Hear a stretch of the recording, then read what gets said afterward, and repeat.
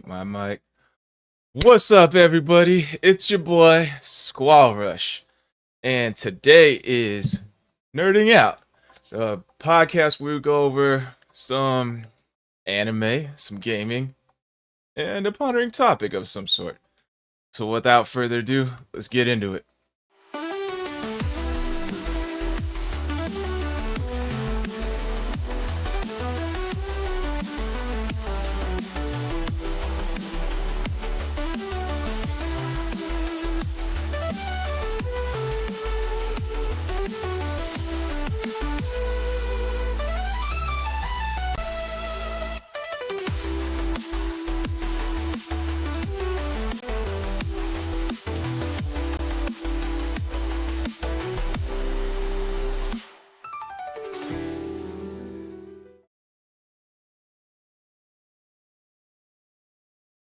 Heard that recently.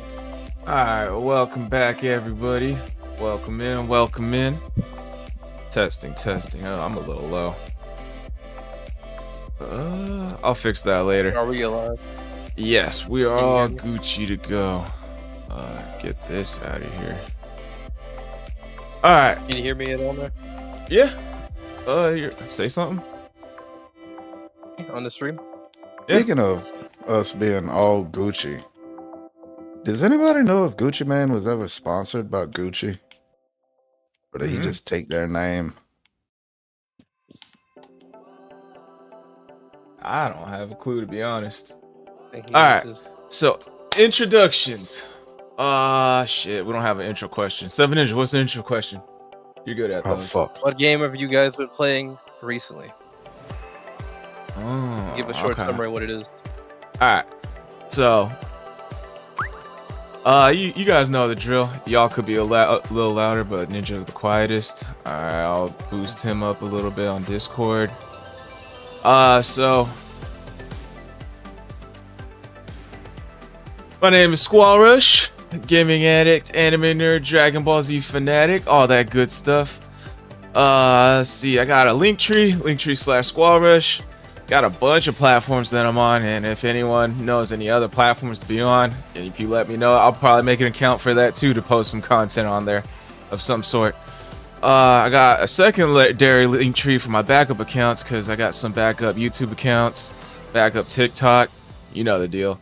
Let's see. Other than that, I did just post a new video for the announcement of me and DT Dub checking out the new update for Sparking Zero. So check those out. Check that video out. You're still the most handsome. I don't know about that, Brockstrap. You got second most handsome on the podcast behind me, but that's neither here He's nor there. Yes. Just for that, he's fucking fourth because I'm first and second now. And you third, motherfucker. Yeah, whatever. Anyways, I got a new video out of testing out the new update where they got rid of a bunch of they nerfed a bunch of cheap tactics on the game for a lot of people, and me and DT Dub kind of tested out like the cheap tricks that people were doing and if it's like dealable now, and it's bearable actually. So pretty cool. Check out the video if you want to see like how they nerfed it. Other than that, game I am playing now, I'm actually playing Pokemon trading card game, the mobile app.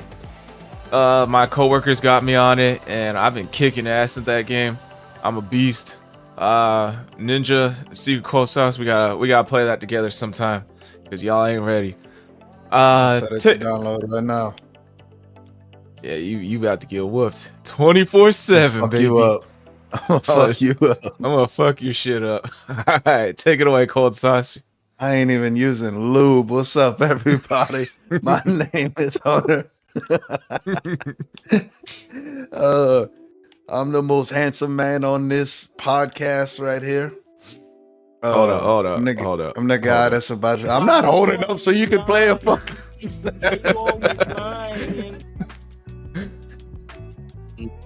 Oh, shit.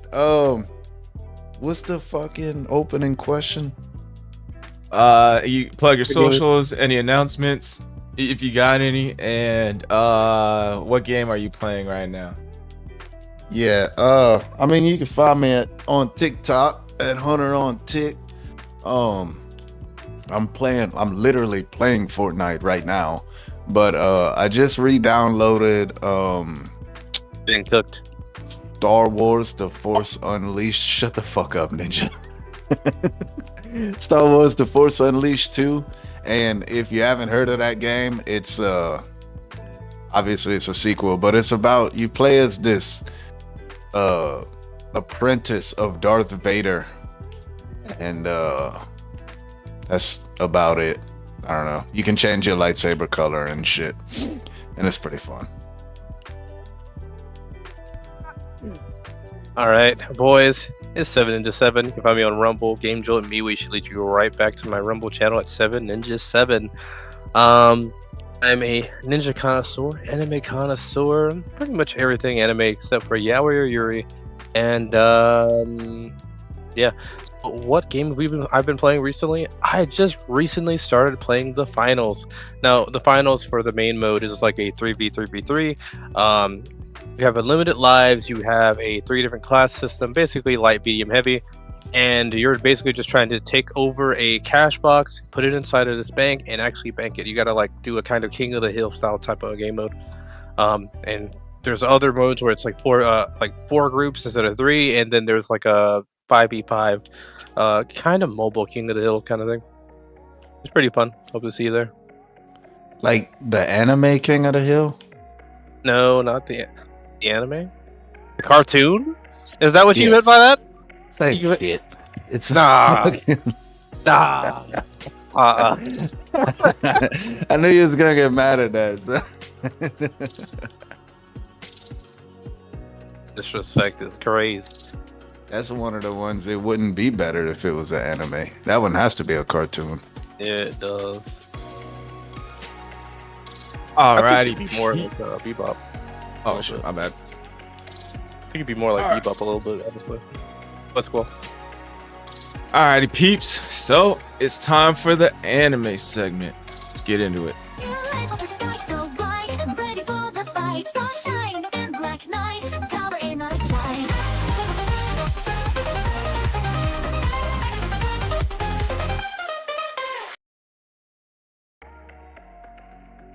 Alrighty, welcome back. So we got an anime. We're taking it back to the past. If y'all remember Cowboy Bebop, as Hunter puts it, I say Bebop. It's not as how I put it. That's how it's said. It's that's how you to pronounce it. pronounce Cowboy. Cowboy Bebop. It's pronounced Cowboy Bebop. It's Get definitely fucked, Hunter. Bebop. Who said Get that? fucked. Bill Dozer? Nah, I just Googled. No, you didn't. Yeah, I Because did. the dude that the shit belongs to calls it the Bebop. I've never heard him call it that. And you never saw the show because he says it in every episode. I've seen it a few times. All right, so take it away, Hunter. We'll start you off with the opening question. If you want to break down the anime and then start some topics rolling. What you got? All right. Well, I want the chat to vote on if it's Bebop or Bebop for sure. So y'all put in BEE or BAY in the chat. It's Bobop. Shut the fuck up, Ninja. I can't really I mean, Cowboy Bebop, that was one of my favorites growing up. I used to love staying up late and watching it on Adult Swim and shit. And let's go with how influential was it to anime in America? Because it's pretty popular. I know a lot of people that have seen it. I can't personally say that I really feel like there's any I'm sure there's probably some Cowboy Bebop like references in some animes, but like there's only been the one time that I remember seeing something from Cowboy Bebop, and that was that the bounty hunter TV show that they show every episode. I remember seeing that. I think I saw it in Trigun, but I've seen that kind of let's throw up this important information that's like you need to know a little backstory to understand it. I've seen that in other animes, but as far as like how Spike is, how Jet is, and how Valentine is, I wouldn't say I haven't seen something similar before. In terms of influential, I wouldn't say it's influential. I agree it's like a pretty popular old school anime. Like when you talk about old school goodies, like animes, like Cowboy Bebop's always like in the topic. So there I mean it's definitely like a good anime. Like, you know, there's when you list like a bunch of old school ones, like the only ones I can think of besides Cowboy Bebop is like Pokemon, Dragon Ball Z. Like I can't even say Rurouni Kenshin is up there with Cowboy Bebop. Noah Kenshin. I could see like Yu Yu Hakusho being up there with Cowboy Bebop, but I can't see like a lot of the other ones I used to watch. Cause like I don't know, like a lot of us that watched it were probably like either teenagers or kids back then, and that was a pretty like old school, like not old school. It's like it was like one of those animes that's geared toward like the older crowd, you know, like it's got like smoking, it's got like deep like backstories, you know, like it's got loss. It felt like a very like adult vibe to it. So it was very cool to watch when we were like kids, you know. But right, I can't really say that it was influential, to be honest, because I think a lot of us were too young to like really enact out anything like that, so to speak. That's a good point. That's a good point. I just wish that the chat knew what you were talking about, because you kept on saying Bebop, and I'm just not sure if they're gonna understand that you were mispronouncing Cowboy Bebop.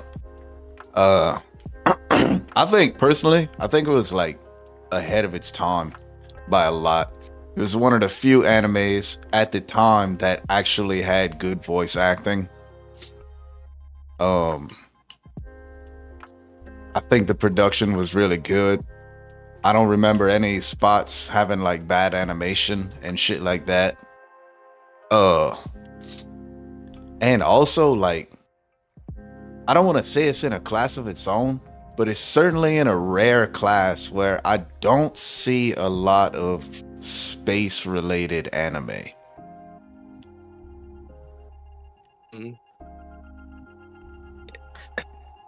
It's certainly an experience. I mean, like it literally felt like our current world just in space, and I certainly felt that there. I did think it was odd I didn't see any aliens. Thought that was kind of strange, but it makes sense with what it looks like they just said, let's take a step into the future and see what that's like. And then they chose like a bounty hunter so that like we could actually explore the world instead of just being stuck on one planet. I think this is something like I said about like Star Wars Outlaws about back, like Jedi's are usually purposeful versus a bounty hunter can kind of just do whatever, and so that's what we're seeing here. Yeah, I want to get that game. I like that you brought up that it's kind of like our world today, but just in space. Because it kind of like, I kind of agree with that decision, because I mean, we've all heard this quote before, and my great grandmother, she died at 102 years old. She told me this on her 100th birthday. She said, the more things change, the more they stay the same. I mean, and if a 100-year-old motherfucker is telling you that, you know what I'm saying? Like, we just are who we are, and we always gonna be who we are, as far as humanity goes. What do you think about Spike as a fighter? I think Spike was a fucking great fighter. I don't think I could beat Spike. He was extremely fast and very, very precise with his striking. He was a really good, really disciplined martial artist. Yeah, I thought it was pretty cool. Like he had like a pretty good third eye, as you will. Like, because I just remember like in the first episode, remember how he gets like choked out, and by that dude selling the red vial stuff. Red eye. Red eye, yes. But he planned the whole thing. He knew he was there, so it was kind of cool that he just allowed that, and he knew that it was there. And later, he ends up taking that dude on with the red eye stuff and beats him pretty easily. I thought that was pretty cool to see. And then he's a sly motherfucker, and like you said, his red eye, his third eye, you know, his awareness of situations is what makes him such a good bounty hunter. Mm-hmm. Bro, the way he slipped that virus into that lady's pocket is crazy. The Space Warriors guys, like, because she had no idea, and it was like last second stuck in hyperspace.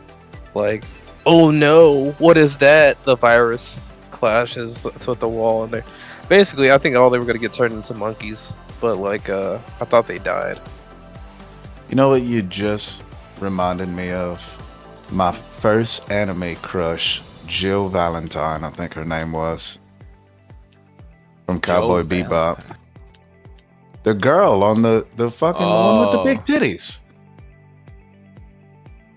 You said Jill Valentine. Are you talking about the girl from Resident Evil? No, the girl from fucking the Cowboy Bebop. I don't know if that's her name or not. I'm pretty sure it's Valentine. I know Valentine's her name, but I heard Jill. I was thinking of that girl from Resident Evil when you said that. What's Bay her first Valentine, name? fool. Rose? It's not Bay. I know Faye. it's not. Faye. with Oh, an F. Faye. Cowboy Well, be Bebop. Bay.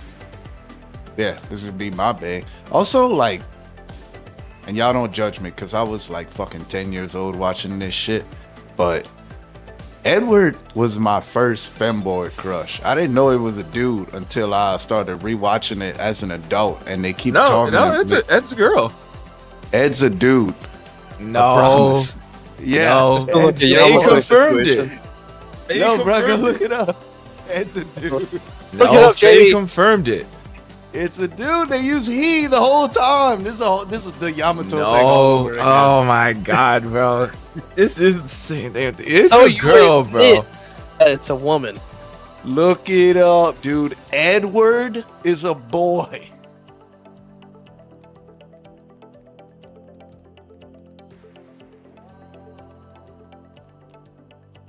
Yes, Edward in Cowboy Bebop is a girl. Oh shit! You didn't even look it up. You just waited a few seconds. Here, let me share my screen. Are you looking at your laptop? I'm so you on can see this? Xbox. Oh my god, bro. Yeah, I'm gonna send a screenshot. Actually, 7 Ninja, can you confirm this for me? You see the highlighted stuff?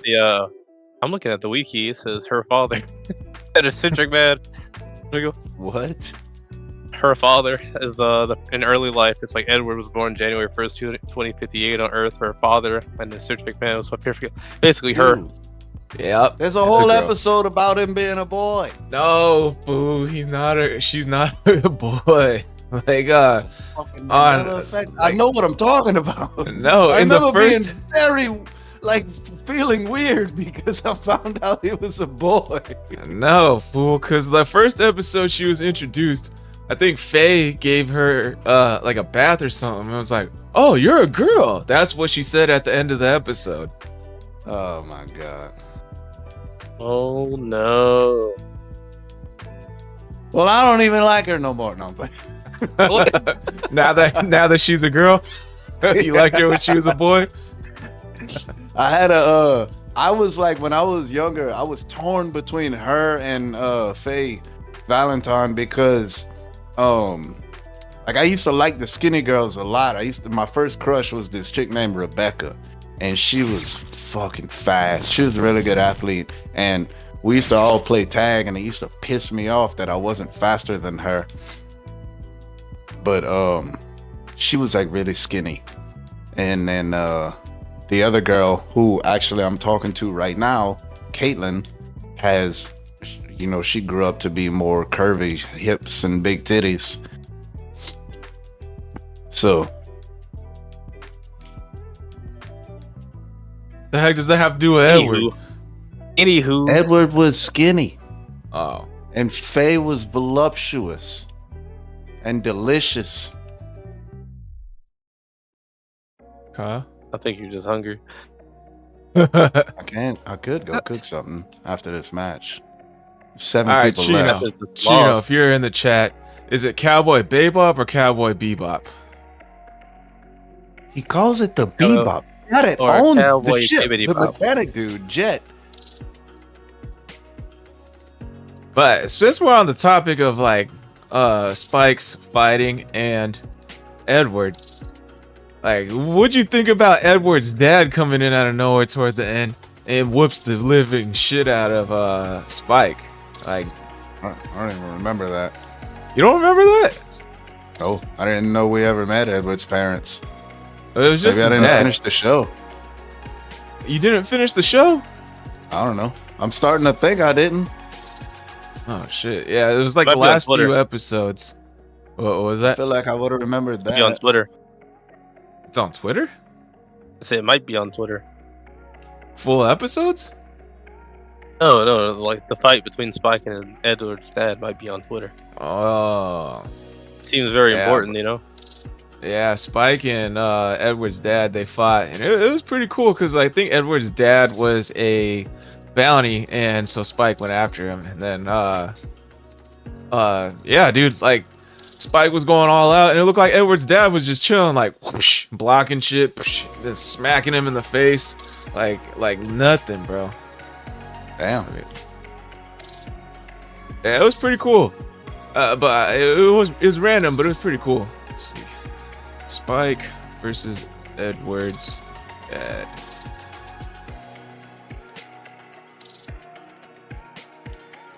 I think you forgot to put Cowboy Bebop. Yeah, I'm about to add that. Wait, you said that wrong, didn't you? Cowboy Bebop. It's Bibbidi Bop. No, he said it It's correctly. Bibbidi Bop. Bebop. Bebop. Bibbidi Bop. Skitty bop. I know that, Edward. Which one? This one? What One the above it. Fuck.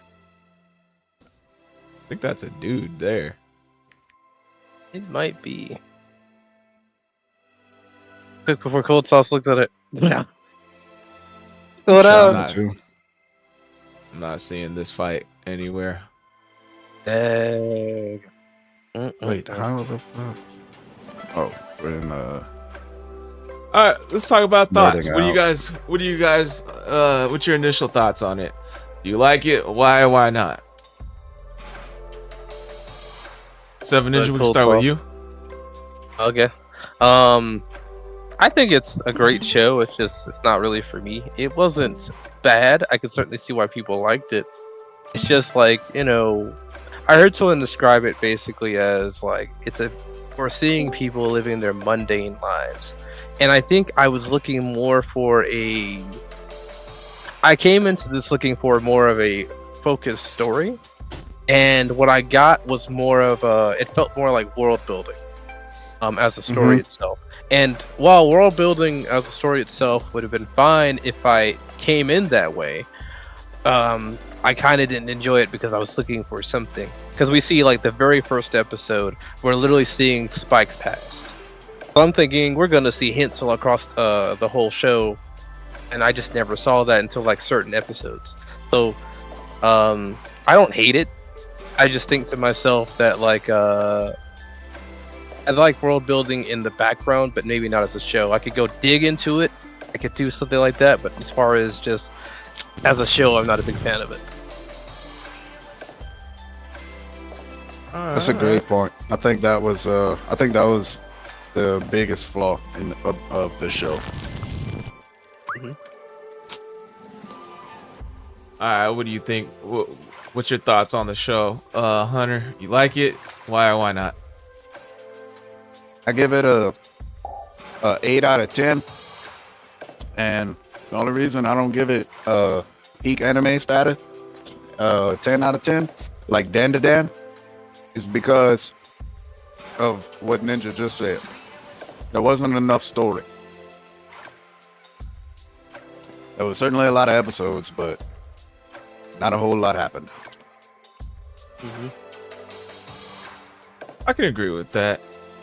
Yeah, that type of show is probably good back then, cause back then we didn't have too many animes to like really watch that were like action packed stuff like that.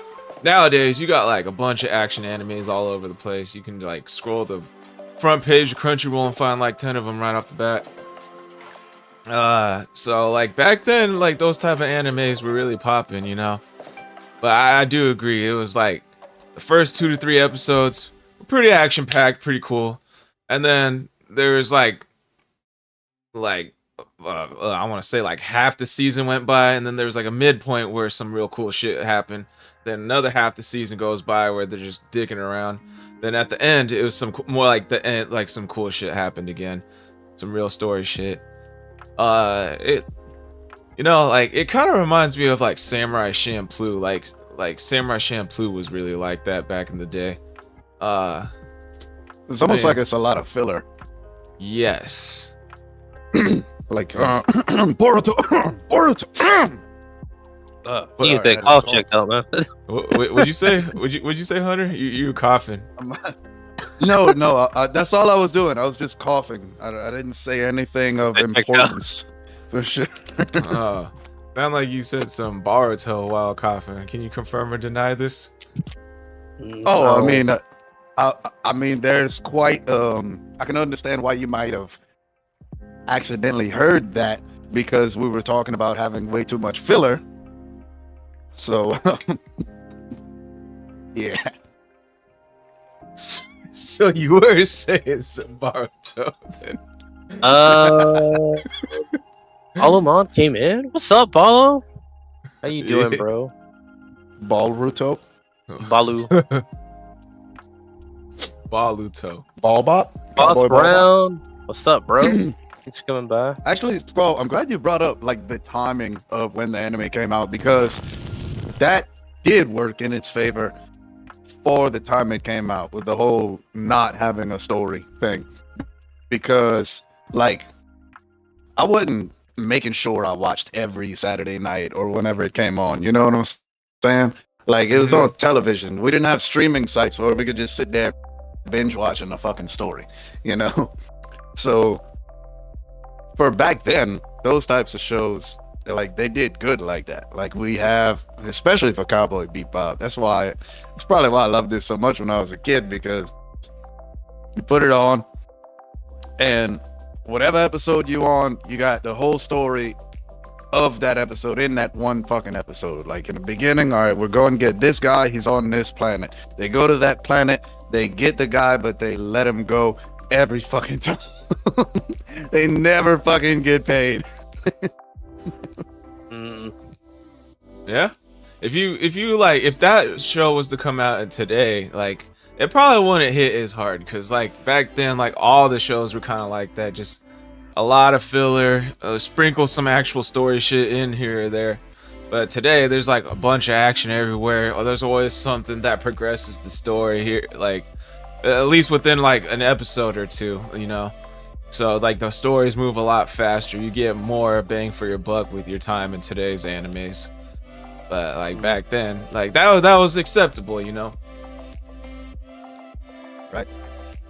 Absolutely. Honestly, if they would have sold it as a slice of life anime, I think it probably kind of was, wasn't it? I mean, it was, but it seems like it's supposed to be more than a slice of life. If they would have sold it as a slice of life anime, I think it would have been better.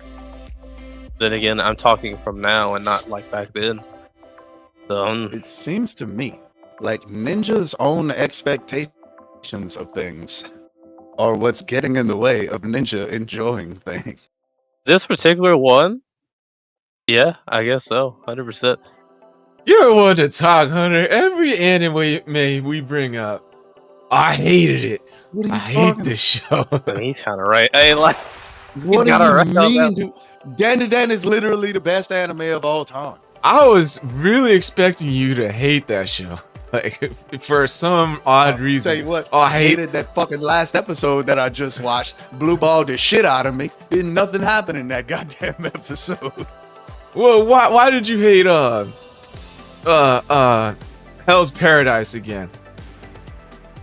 Oh, because the fucking protagonist is a badass, but he doesn't want to fight. See, He's you need fucking someone. Gohan. I don't want to watch a fucking show about Gohan. No one does. That's why when Akira Toriyama was ready to pass the torch to Gohan, everybody was like, put Goku back in the fucking spotlight. I'll fucking take Goku over Gohan every fucking day. I mean, let me search through this this suggestion list. What else did we go over? Fucking Castle in the Sky. I loved it. I didn't finish it, but I loved the first half of it. I knew he wasn't gonna finish it, Squall. I already told you. I already knew it. Mm-mm. What No el- one liked what else? the big machine. So that's whatever. This suggestions Somebody eat list some is so fucking hot flooded. dogs. Oh, Jujutsu Kaisen. Yeah. Oh, speaking of Jujutsu Kaisen, did you see what I put in the Yeah, I they're saw all that. over the Fortnite thing right now. Yeah, Jujutsu Kaisen fucking, I'm not gonna say it sucks. I'm really not. But I hate it because it's just a fucking Naruto ripoff. That's all it is. I'm just watching some dude who likes Naruto too much write a story. My Hero Academia. All right, that's You the won't watch fandom. I'm not even giving them a chance. I heard about the fandom and I don't want to be associated in any way.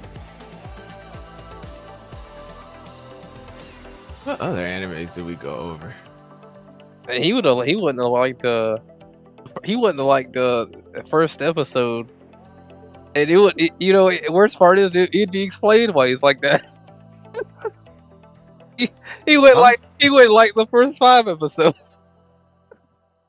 What you mean? I'm so confused right now. Squall, he wouldn't even like the first 5 episodes simply because of Deku. Deku alone. Oh yeah, he's always crying. He's always He scared. wouldn't like Oh God, no! I'm not watching that fucking shit. Oh. Attack on Titan also sucked. Everybody says that Attack on Titan's fucking peak anime. It's the best fucking anime ever. No, it's not. It's just fucking animated really well. The artwork is really good. That's it. That's why you fucking idiots keep fucking ogling at the screen going, oh, it's so fucking pretty. But the story sucks and the characters are all suck. Like terrible. Like, oh my God, there's this threat to our lives heading this way. What should we do? I don't know. Let's fucking sit around crying and just accept death. That's all that show is. That's the only thing that happens in Attack on Titan. Oh yeah, you hated Attack on Titan. That's pretty crazy to me. Let's It's see. more what crazy else. to me that people like it. I mean, the next anime we talk about, I guarantee it's gonna hate. I don't know what the anime is gonna be, but he's gonna hate it. First 5 episodes, guarantee. I like. Bro. I haven't seen many episodes, but I really like Dr. Stone. oh shit, that's Okay. different. Until he went into some specific episode, and he might drop. He I might don't know. drop. I caught it on Toonami a couple of times, and I was learning a lot of shit, and I was like, "This is fucking cool. Like, I like this shit. Give me an interesting show and throw in some like education. Like, this is fucking nice. I want more of this. I want a lot more shows to teach me shit that I wouldn't go out and learn on my own because I'm fucking lazy." Yeah. Did you watch Dungeon Meshi? You asked me about it, so I'm wondering. Oh no, Artemisia. I was telling her about it, and but I couldn't figure out. Oh, not even Artemisia. That was my stepsister that I used to date. Wait, what? Well, hold on. Hold on. Wait a minute. Walk that back. What do you think? Stepsister. Step. Okay. That's It's all sister good. used to I just heard sister, and I was like, wait, what? Yeah, we You sure you don't live we in met- Alabama? no, I live in Louisiana. Oh, close enough. Pretty close. Yeah. All this shit that you heard about the South, we got it like this is the dirty South. That's what they call Louisiana. But no, we like our parents had been dating for a little while, and then whenever our parents got serious, like we met, and then like we couldn't get away from each other, and we were both still in high school, and like I used to set my alarm for like midnight. I used to go sneak into her room and shit like that. And then I probably shouldn't be talking about this. This is Blaine's sister. Oh no! Oh no! Did he expose him? Oh no! I don't even think I ever told Blaine.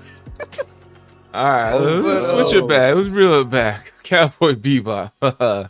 Anyway, like after a few months, I was like, I don't think our parents are gonna break up. And she was like, yeah, we should probably break up. So we just fucking stopped. Okay. What about Legend of Vox Machina? Did you like that one? I don't think you were there. I don't think you were there for that one. Yeah, I'm not sure. Like I feel like I've heard of that anime. You didn't watch it. I definitely can't picture anything from it in my head right now. All right. My cousin Dane told me to watch Black Clover, but I heard that one was just a Naruto ripoff too. Oh, it's probably better also. Just like Jujutsu Kaisen. Shut the fuck up. Naruto hating loser. Bro. Nah, I just always gotta push. Next the buttons topic, whenever why I does can. Squall hate Naruto? But I did want to bring up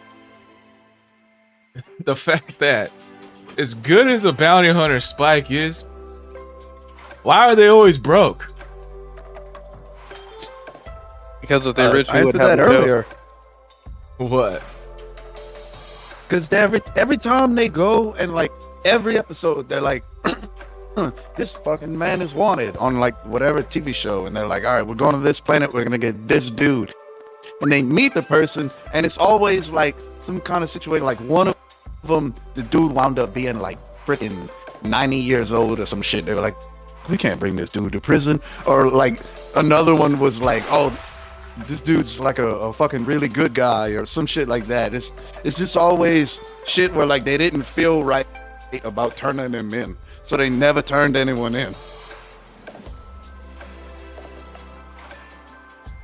Plus, if they were, if they had a decent amount of money, Squall, we would not have a show. So you gotta have some plot like reason why they going around. Well, yeah, well, I mean, they would just buy better guns and better ship upgrades and. Spike does not need a better gun. This dude can snipe with a pistol. Bro, you don't need no better gun. We would have took down the syndicate. He can snipe with a fist, bro. My hot take on Cowboy Bebop. Or do y'all want to save our hot takes? Now go for it. My hot take is that the live action was better. Oh Lord. Oh God. Well, I haven't watched it, so I don't know how good or bad it is. Well, They let us ruined know. it. They ruined Vicious's character, bro. Vicious looked like the ruined biggest Vicious's wimp character? ever. Yeah.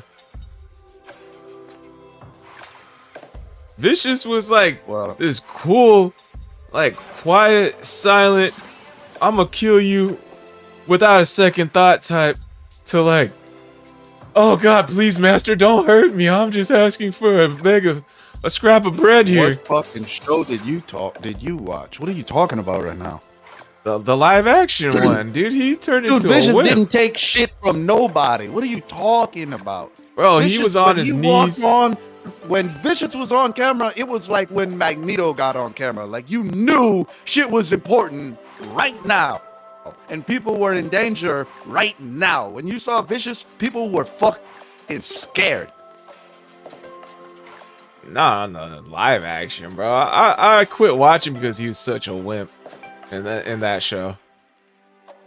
Oh, so you can quit watching the show because somebody's such a wimp. But when I quit watching fucking Hell's Paradise, somehow it's a problem. Yeah. You do it so often. You do it so Yeah. often. It wasn't just that. They deviated from the anime show like a lot. And then so I was like already tinkering on the edge, like, dude, and then once I saw how much of a wimp Vicious was, I was they like, all right. deviated from the show. They fixed problems that the show had.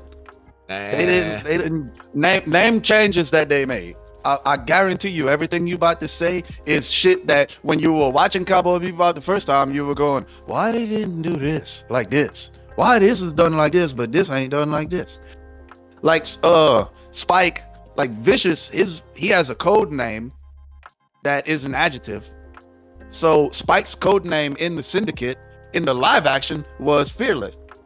But in the anime was fucking nothing, because some reason he didn't have a code name, because the writers didn't feel like giving him one, because they were what, in a hurry? Like, what the fuck? Stupid shit like that. Oh, the only reason why you like the live anime or live action is because he has a code name. How the fuck is that what you got out of what I just said? Because you didn't list anything else. You just was like went on a rant on how like it's way cool that the writers gave him Fearless in the. All right, in the live tell me action. something that the live action did differently from the anime that you specifically did not like. Other than this made up idea that Vicious was somehow a coward. Yeah, I wiped that show from my memory banks because it was so trash. I just remember just Vicious wanted to being hate. on his knees, begging like a higher gang leader for something, and then the higher gang leader like kind of was like His angrily, bosses? no, and then he was like, and he looked so scared, and like that broke it for me. Vicious was the top I dog. genuinely don't know what you're talking about. He was so cool And in he the definitely anime. was a top dog. He had I don't remember if this was in the live action or not, but I remember it was so fucking cool in the anime. He had a pet fucking vulture that would sit on his shoulder all the time. That shit was bananas.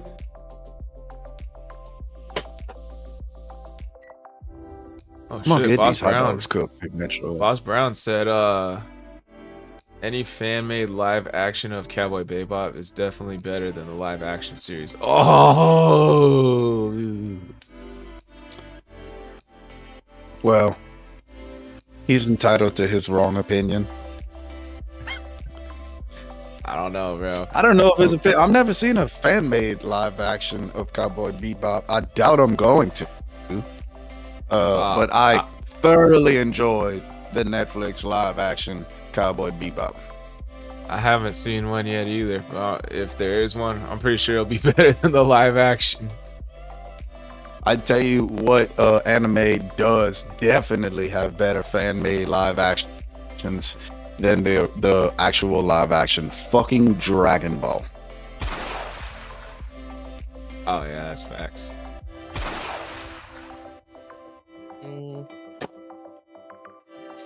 I seen a fan-made live action of like the Future Trunks fucking movie.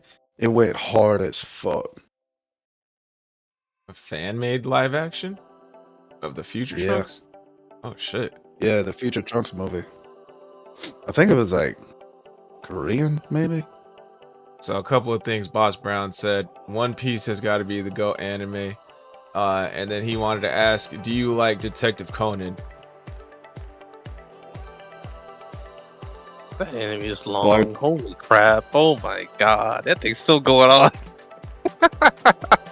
It's still going, bro. Hold on. I got a really hot dog in my mouth. What? Oh. What? I got What? full of hot. man that gave me.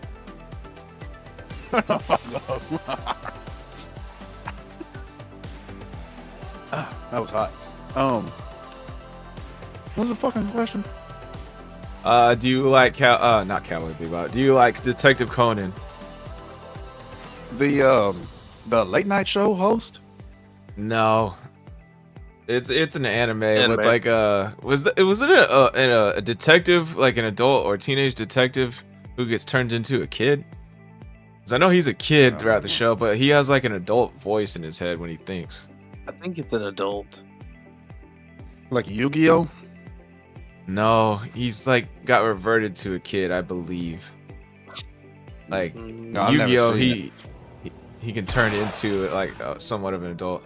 Yeah, that's right. He's an adult But I that gets don't- turned into a kid. Okay, cool. I gotta address the first thing that he said. He said One Piece is the GOAT, We can Anime. skip over that. We can skip over that. and Yeah. I have to disagree.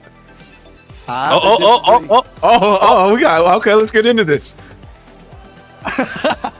I'm obviously the biggest One Piece fan in the Discord, in the group, and I thoroughly disagree that it's the greatest of all time. But I do think that it will be the greatest of all time when they come out with the One Piece, when they fix the literal only problem in One the Piece. show, which is the pacing of the fucking show, bro. Like, it's, what is it, 1,200 episodes now? And I'm gonna be honest, better anime companies could have done it in 500. Like, they not good. They're terrible at pacing, dude. Terrible. So I think the One Piece will be the greatest anime of all time.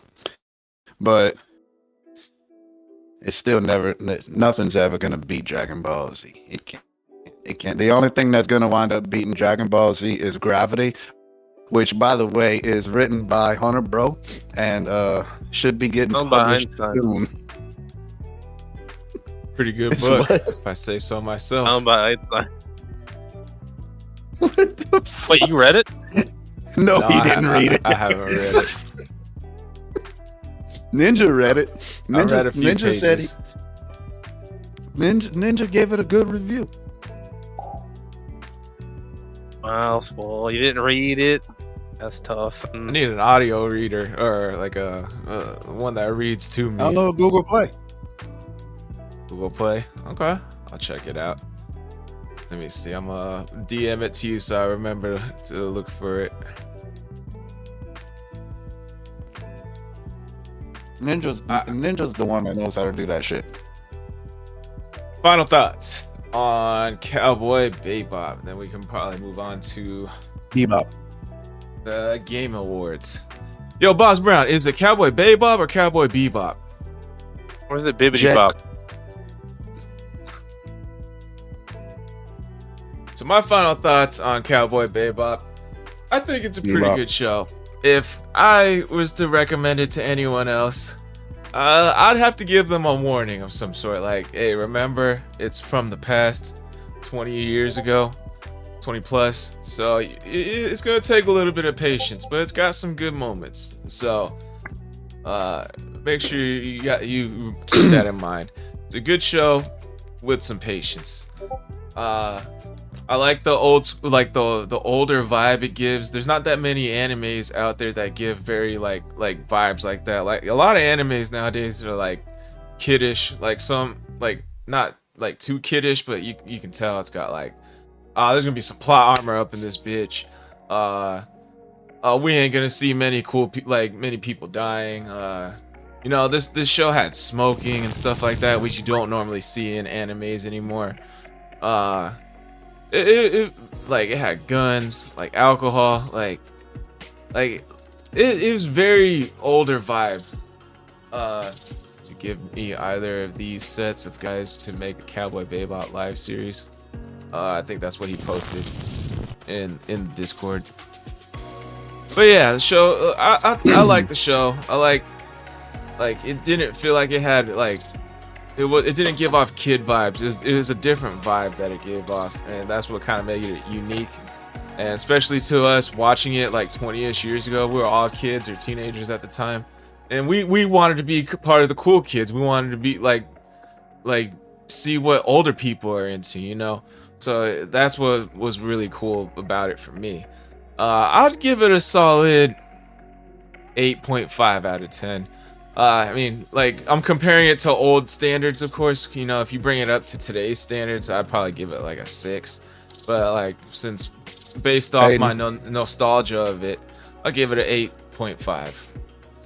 8.5. Sue Cold Sauce, go for it.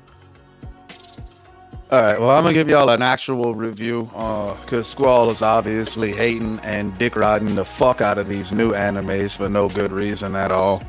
I'm also gonna give it a solid, I'm talking solid, steel, solid 8.5 out of 10. But I would warn people before watching it, not at all the same warning Squall said earlier. I don't know what the fuck he was thinking just now. I would warn him that the show didn't come out when you could binge watch shows, so it's not focused on story. Each episode has its own story. It's more focused on just being what it is in the world that it is. But it's still a great show to watch, and it certainly stands the test of time because the animation and the voice acting are perfect 10 out of 10s, and that's something that will always be great in anime. That's going to make your anime great regardless. It has nothing to do with how old it is. If that show was 400 fucking years old, you wouldn't be able to know. You could watch that show right now if you never heard of it. You'd think it came out fucking last year or some shit. It's a great show. It's done perfectly. And it's always gonna be great. And Squall's a bitch. I don't know, bro. Me and Seven Ninja got pretty similar tastes based off his reaction of it. Go ahead, Seven Ninja. What final thoughts on it? All right. I'll let you speak for yourself. Cold Sauce is an old man. He likes old man shows. We're on the same age. Anyway. I thought the show. I can see why people thought the show was good. I just kind of didn't really get into it too that much. I think my biggest issue again was the fact that there was no real story plot point I could really follow, and because of that, it just felt like a bunch of world building. Again, it really just felt like a world building anime, which in a way would be kind of cool to see, like what it would look like to see ourselves in the future. But as it is for me, I would say that show was a 7.9. Not bad. I'm just not into it. Yeah, that's not what you were saying before the podcast. You said you couldn't make it past episode 5 because it just. Oh, I watched it. Really like it. I didn't like it. Yeah. I didn't. See, I know why you didn't like it. It's because you didn't grow up with this show. You watched it just now when you're older, and compared to like Jujutsu Kaisen, Hell's Paradise. A lot of these good animes that Hunter's bad taste doesn't like, you like these, you know?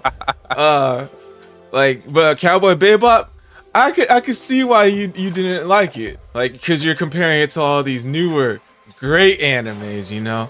Like, well, your taste in anime has been oversaturated with all these great new animes like Attack on Titan, My Hero Academia, Jujutsu Kaisen,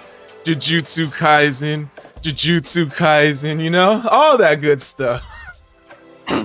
Squall's animes that he likes, all these new animes, it's all like the processed food versions of the real good homemade animes like Cowboy Bebop and Dragon Ball Z and Naruto and Baki Hanma. Cold Sauce likes filler.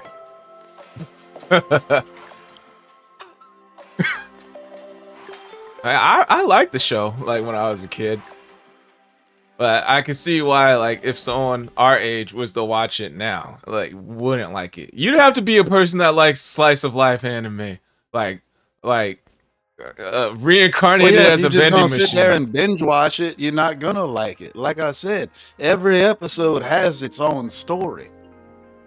it wasn't made for today's time when you could sit there and binge watch the first 10 episodes the day the anime debuts, and you go into it knowing, oh, this is just another Naruto ripoff, but I'm gonna go ahead and give it a chance. And they're like, oh, okay, so this is like Naruto, but they curse a lot. Okay, I guess I can still watch it. You know, it's not as good as Naruto, but it's still pretty good. Jujutsu Kaisen, you copycatting piece of shit.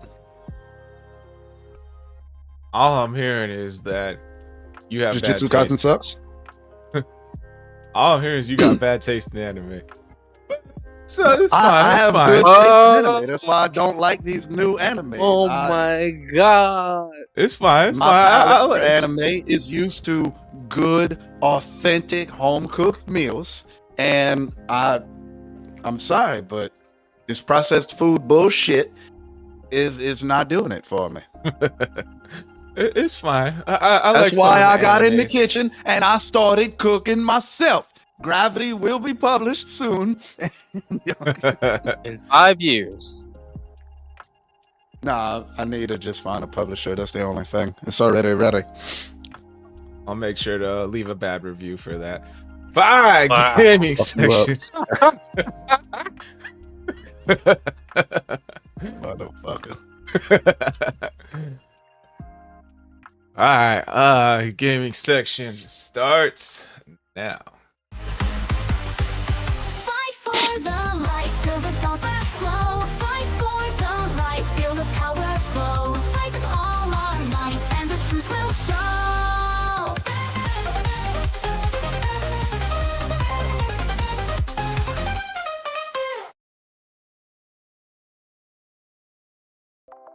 Hours or some shit, and Mhm. IGN broke it down into 13 minutes, and Penguin did a video on it, and it was also 13 minutes. So I watched like half of IGN's and half of Penguin's.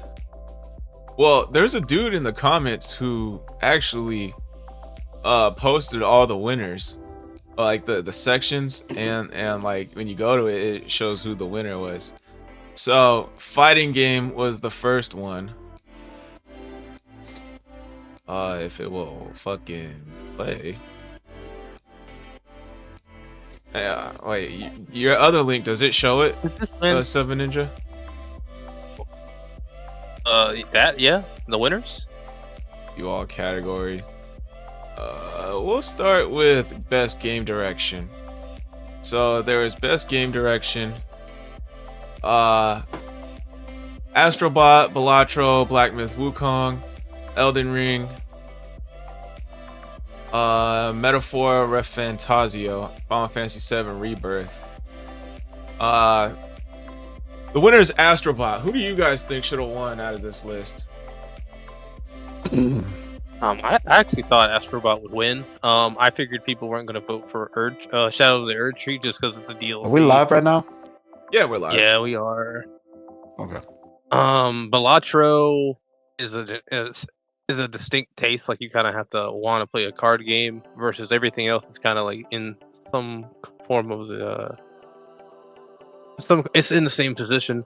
Final Fantasy Rebirth. Square Enix has kind of been doing bad enough right now that I can kind of see why people wouldn't vote for that as much as like it could probably be a good game, but like Square Enix has not been doing that great right now, so that will probably affect the votes as well. It didn't really surprise me Astrobot was good because it reminded me of like a Super Mario Sunshine, which I remember being a really good game. And this is just like the PSN like collaboration game. So I actually foreseen this being pretty good. I didn't know if it would win, but I thought it'd do it. So I'm kind of glad to see it. As a game direction wise. Yeah, I think it was fun. Huh? What about you, Super Pulse Cool Sauce? thoughts. What are your thoughts on the 6? I'm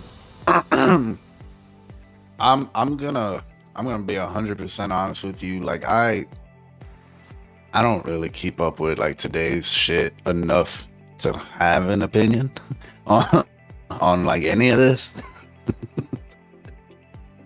Well, yeah, I see your point. I'm just excited that about some of the new games coming out. There's gonna be like a Borderlands 4 coming out that I heard about. Here But, you were upset yeah. about how the characters look, like the Vault Hunters look on Borderlands 4.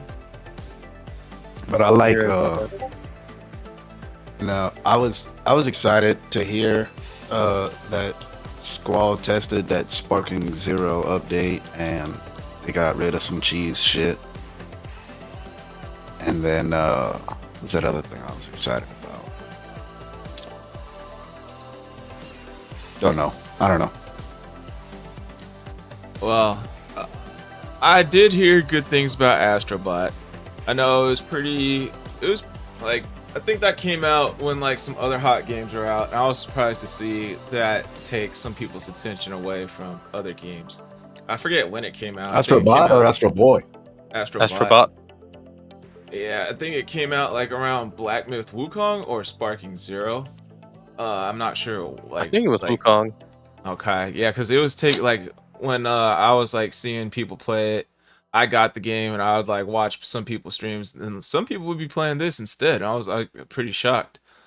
But as a game direction, I didn't play Metaphor Ran Fantasio, but it looks like it's made by the same guys as Persona, the Persona Yep. series. Uh-huh. So Yeah. those stories are really good. Like, I thoroughly enjoyed the Persona 5 story.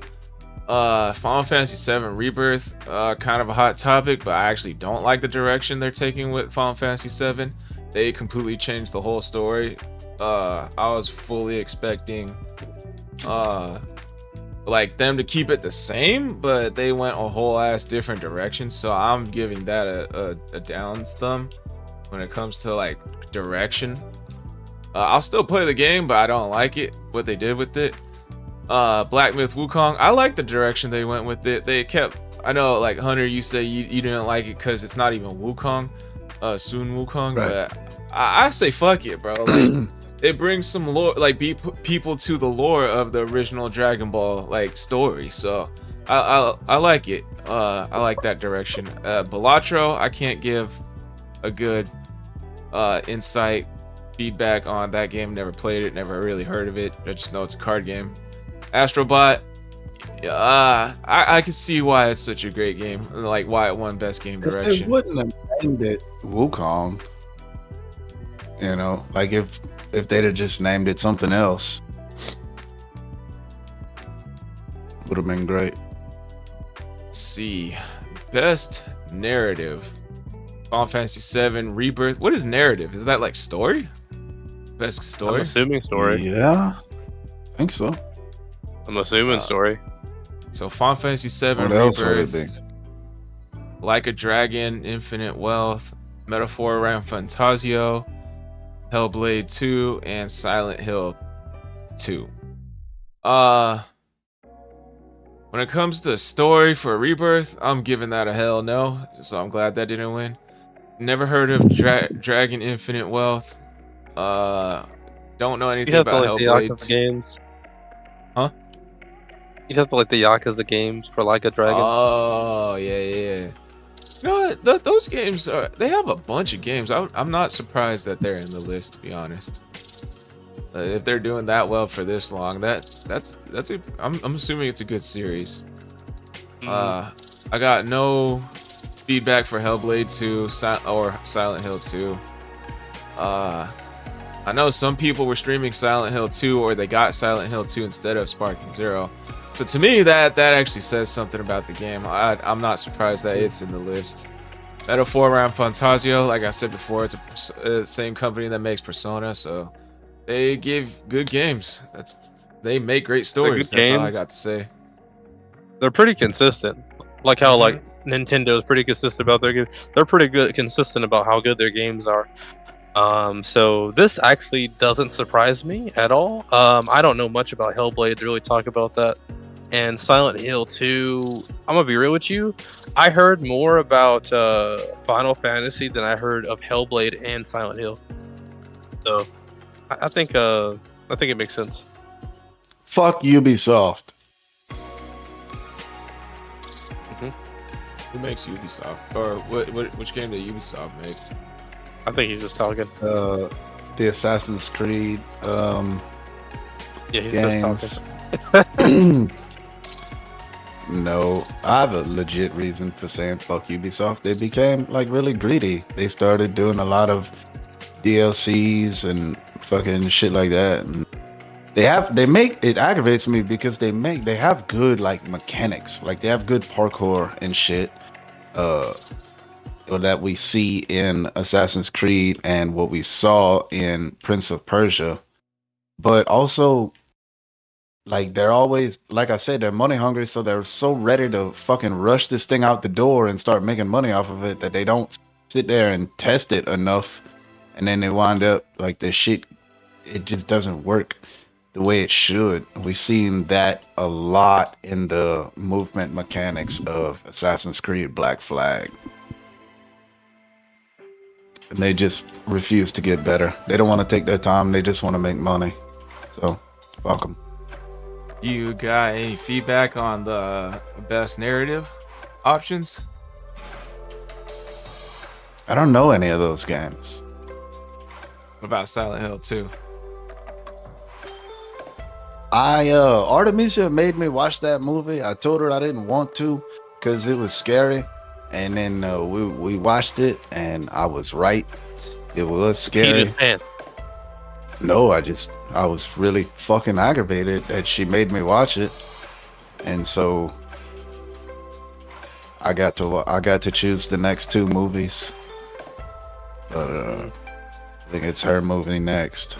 No, it was her movie last time because she made me watch some stupid fucking serial killer documentary. I hear girls like stuff like that. Yeah, for I'd no love about that. fucking, it's so stupid. I don't understand it, though. Yeah, like there's like memes of like a girl like watching like a scary movie, and they're just sitting there shitting their pants hiding behind covers, and then it's like it cuts to like them watching a serial killer documentary, and they're just like chilling, fully invested. Right.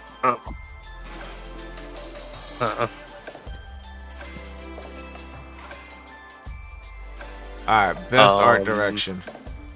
Astrobot, Black Myth Wukong, Elden Ring, Metaphor, and Neva.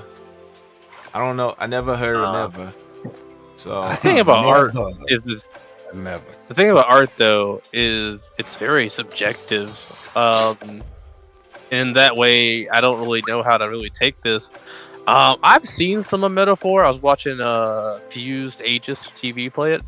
I will say that it looks good, but to some degree, it kind of felt too the same in a lot of areas. Of course, it was probably just the location he was in to really talk about it. I don't know. It feels this one in particular feels a little too subjective.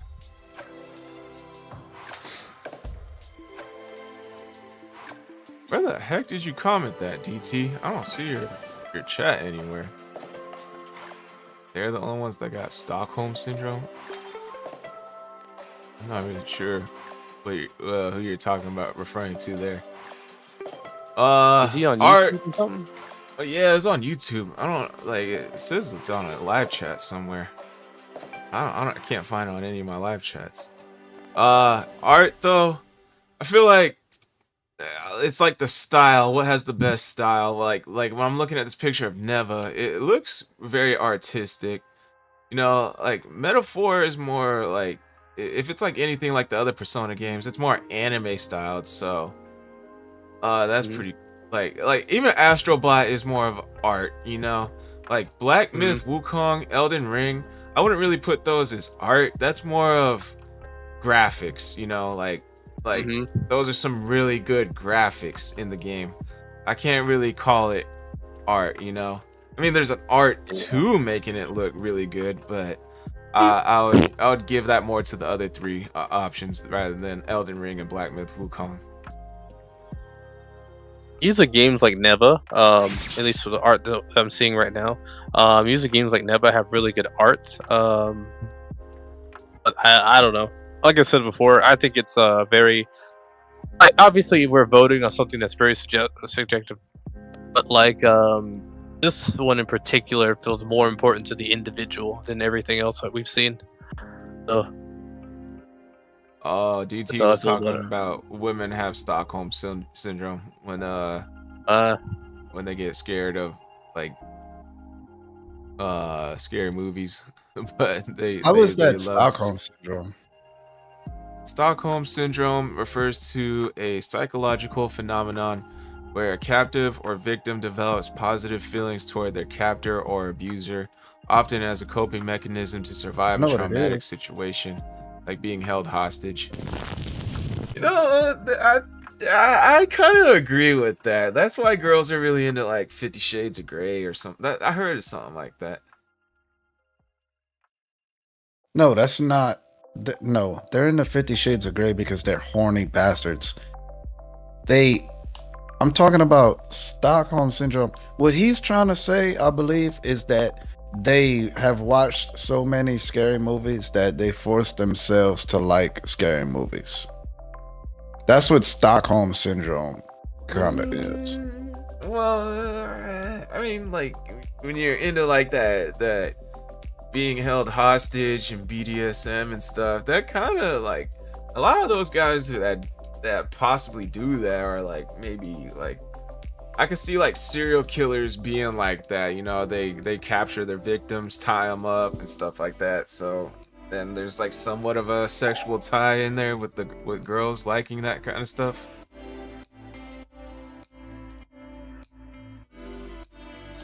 Moving on. Yeah. We're talking Best- about best score in music. No, best game direction. Yeah. Oh wait. We already did that one. Yeah, we already talked about that. Yeah, best score. Astrobot, Final Fantasy VII Rebirth, Metal 4, Ran Fantasio, Silent Hill 2, and Stellar Blade. I don't feel know like- any of the music in any of these games. Never played them. I heard Metaphor, and I was like, "It's pretty good." This he was at a specific zone where he heard like a lot of chanting, and the chanting itself was the music, and I was like, "This is good." I mean, I was kind of like chanting with it at some point, so I actually think Metaphor should have got it. Final Fantasy. I don't know. I don't play those games like that. Silent Hill. It's a scary game. They're gonna try to fit the ambience. So I guess if you played that game, did you feel scared? Stellar Blade. Let's be real here. You weren't paying attention to the music whatsoever. And Astrobot. I don't know. I'm sure it fit the game, but like, I wouldn't say it catches my attention like that. Yeah, I'm not gonna lie. This feels like another subjective like award. Like everyone has different music tastes, you know. Some people like EDM music, some people like country music, some people like Rock orchestra. Orchestra? I don't think that's the right word. Orchestra. Yeah, orchestra. Okay. Yeah, like so I guess like I don't know if this was voted by fans or what, but yeah, it's like whoever that's I don't know, man. Like I feel like this is very subjective. Whoever likes this type of music the best is that game's gonna win.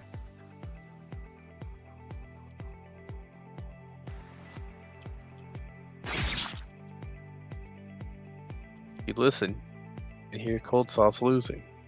I'm beating up Raditz. Well, what game are you playing? Xenoverse 2. Oh yeah, you definitely gotta get your ass kicked. Best performance. Fuck up. I'll fucking kick your ass in this game. Best performance. Do we want to go over best performance? It's just I like thought we were going over audio design. It was like to the right of that. yeah, we can Hold skip on, that what? one. Innovation in accessibility.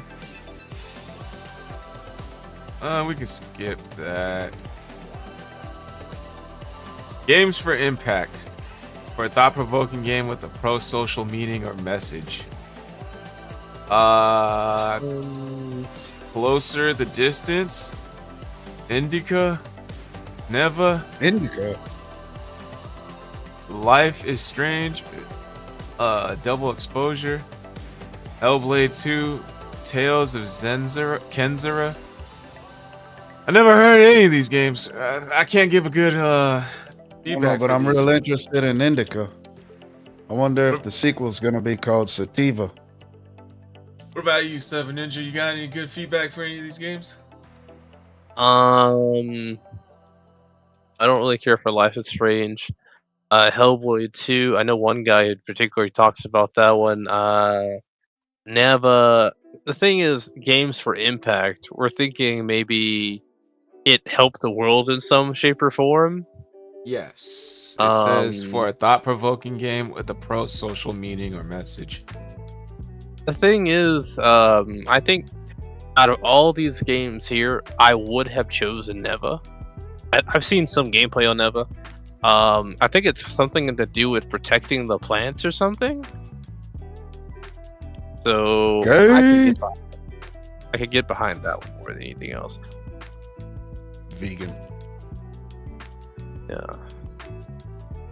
that's pretty much it, Skull. And we know what Cold Sauce already feel. He done told us. Told you what? What you just said.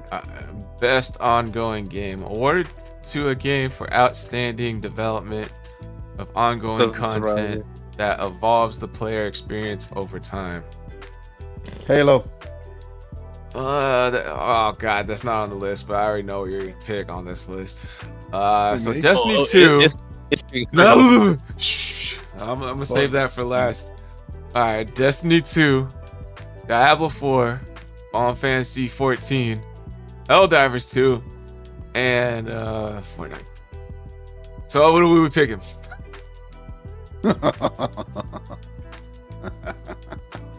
This one doesn't surprise me at all. Well, I'm gonna be honest with y'all. The game that has had the most evolution is Fortnite. Wait, you heard me say that?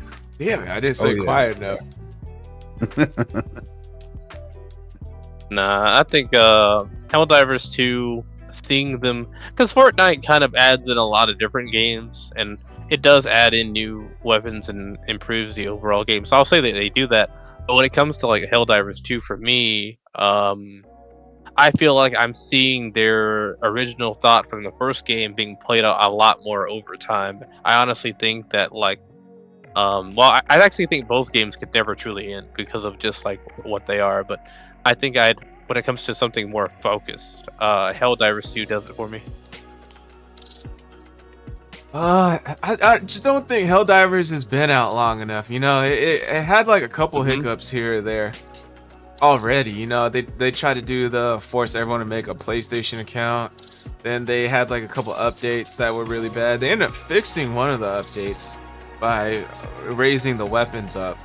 So they care about the fans. They're going in a good direction. I just think it needs to be out longer for it to be on the list. Fortnite, Final Fantasy 14, that game's been out for ages. Diablo 4, people have been playing 2 and 3 forever. Destiny What's up 2, with you and fucking up names of the shit? we talking about? Diablo? Anyways, Destiny 2, that game, Destiny 2 is trash. yeah, I hear a lot of bad things about that game. Everyone's always complaining about that game, in my opinion. So The fan base killed it. it's between Final Fantasy 14 and Diablo 4 for me. Nah, I'm just playing. Not Diablo 4. Final Fantasy 14. Hello. And it's between Final Fantasy 14 and Fortnite for me. Like Fortnite's got kids hooked onto that game. Final Fantasy 14, I think it has like a smaller fan base as Fortnite, but it still has that fan base hooked. They're playing that game till forever. So They even got I'm Hunter. actually well, no, Fortnite's got Hunter.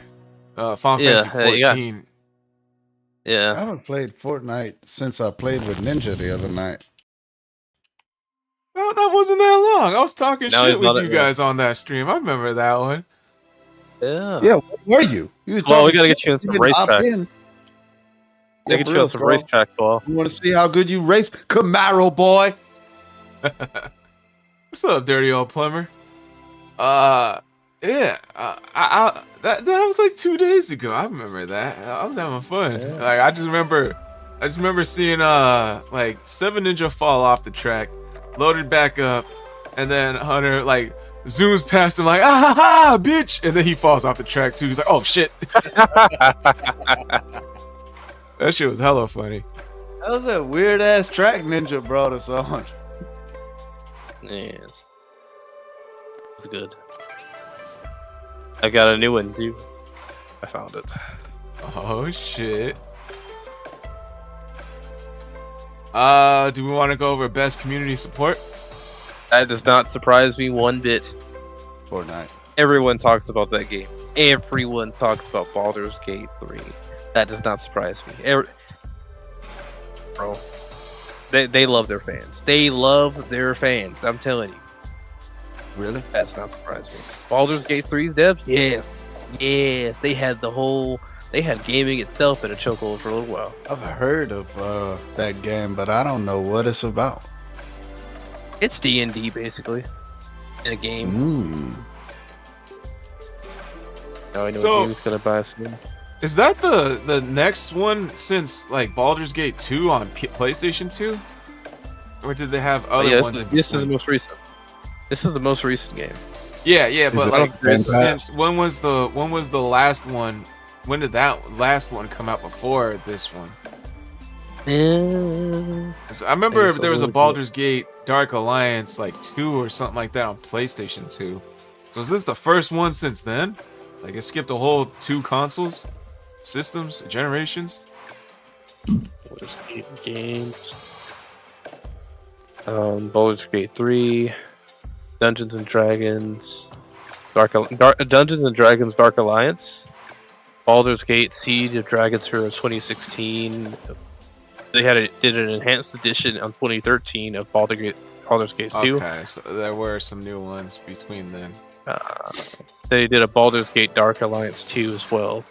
Yeah, I think that's the one that I played on PlayStation 2 like a long time ago. Mhm. That was like Yeah. like 2001. Is it on Game Pass? I have Baldur's no Gate idea. 3. This game's fairly new. I doubt it'd be on Game Pass. Also probably too good to be on Game Pass. Yeah. But best community support. You know, like Final Fantasy 14 has a good like social media presence. I feel like everybody in there is probably like supportive. Like, oh, dude, buy it from here. Download the game from the website. You'll get it for free, and it's free up to level 70. We can play together. Blah blah blah. I played the game. It's not bad. It's just that, like, I don't know if they changed their system since I last played, but you have to go through such a convoluted, like, system just to play the game. I'm like, I don't want to do this anymore. I hate this. So, No Man's Sky. Isn't that the game you wanted to talk about that you absolutely hated? It was you used your famous. It was a layup. They dropped the ball or something like that. Yeah, they definitely did drop the ball on that one. They got everybody excited with this fucking great presentation, and they came out with like fucking 20% of what they said they were gonna come out with, and a big open boring fucking game with nothing to do. Was that the game you Yeah, I think brought that up was on cold. Sensu Talk 7 that was Ninja? cold. That was cold talking. I don't know nothing about saying nothing about No Man's Sky. I might have said that about Anthem. Oh, You might have heard yeah, me say about probably Anthem. But the people that made No Man's Sky are coming out with or came out with a new game that they want to be excited about it, but the way No Man's Sky came out, like, you know, they got our hopes up and then didn't deliver. So everybody's kind of nervous about it, I guess. No Man's Sky should have been Cowboy Bebop, the game. It would have been alright. I agree. Honestly, just a big hub world. Just a bunch of like not VR, but you just like go around different planets see what people are doing, stuff like that. I think that would have worked out fine. Versus what we have, what it is. It is what it is. All right, Out best of every game independent. here, Best indie out of every game. game here, go ahead, Squall, go ahead. We got Animal Well, Balatro, Lorelei and the Laser Eyes, Neva, and UFO 50. Go for it, Ninja.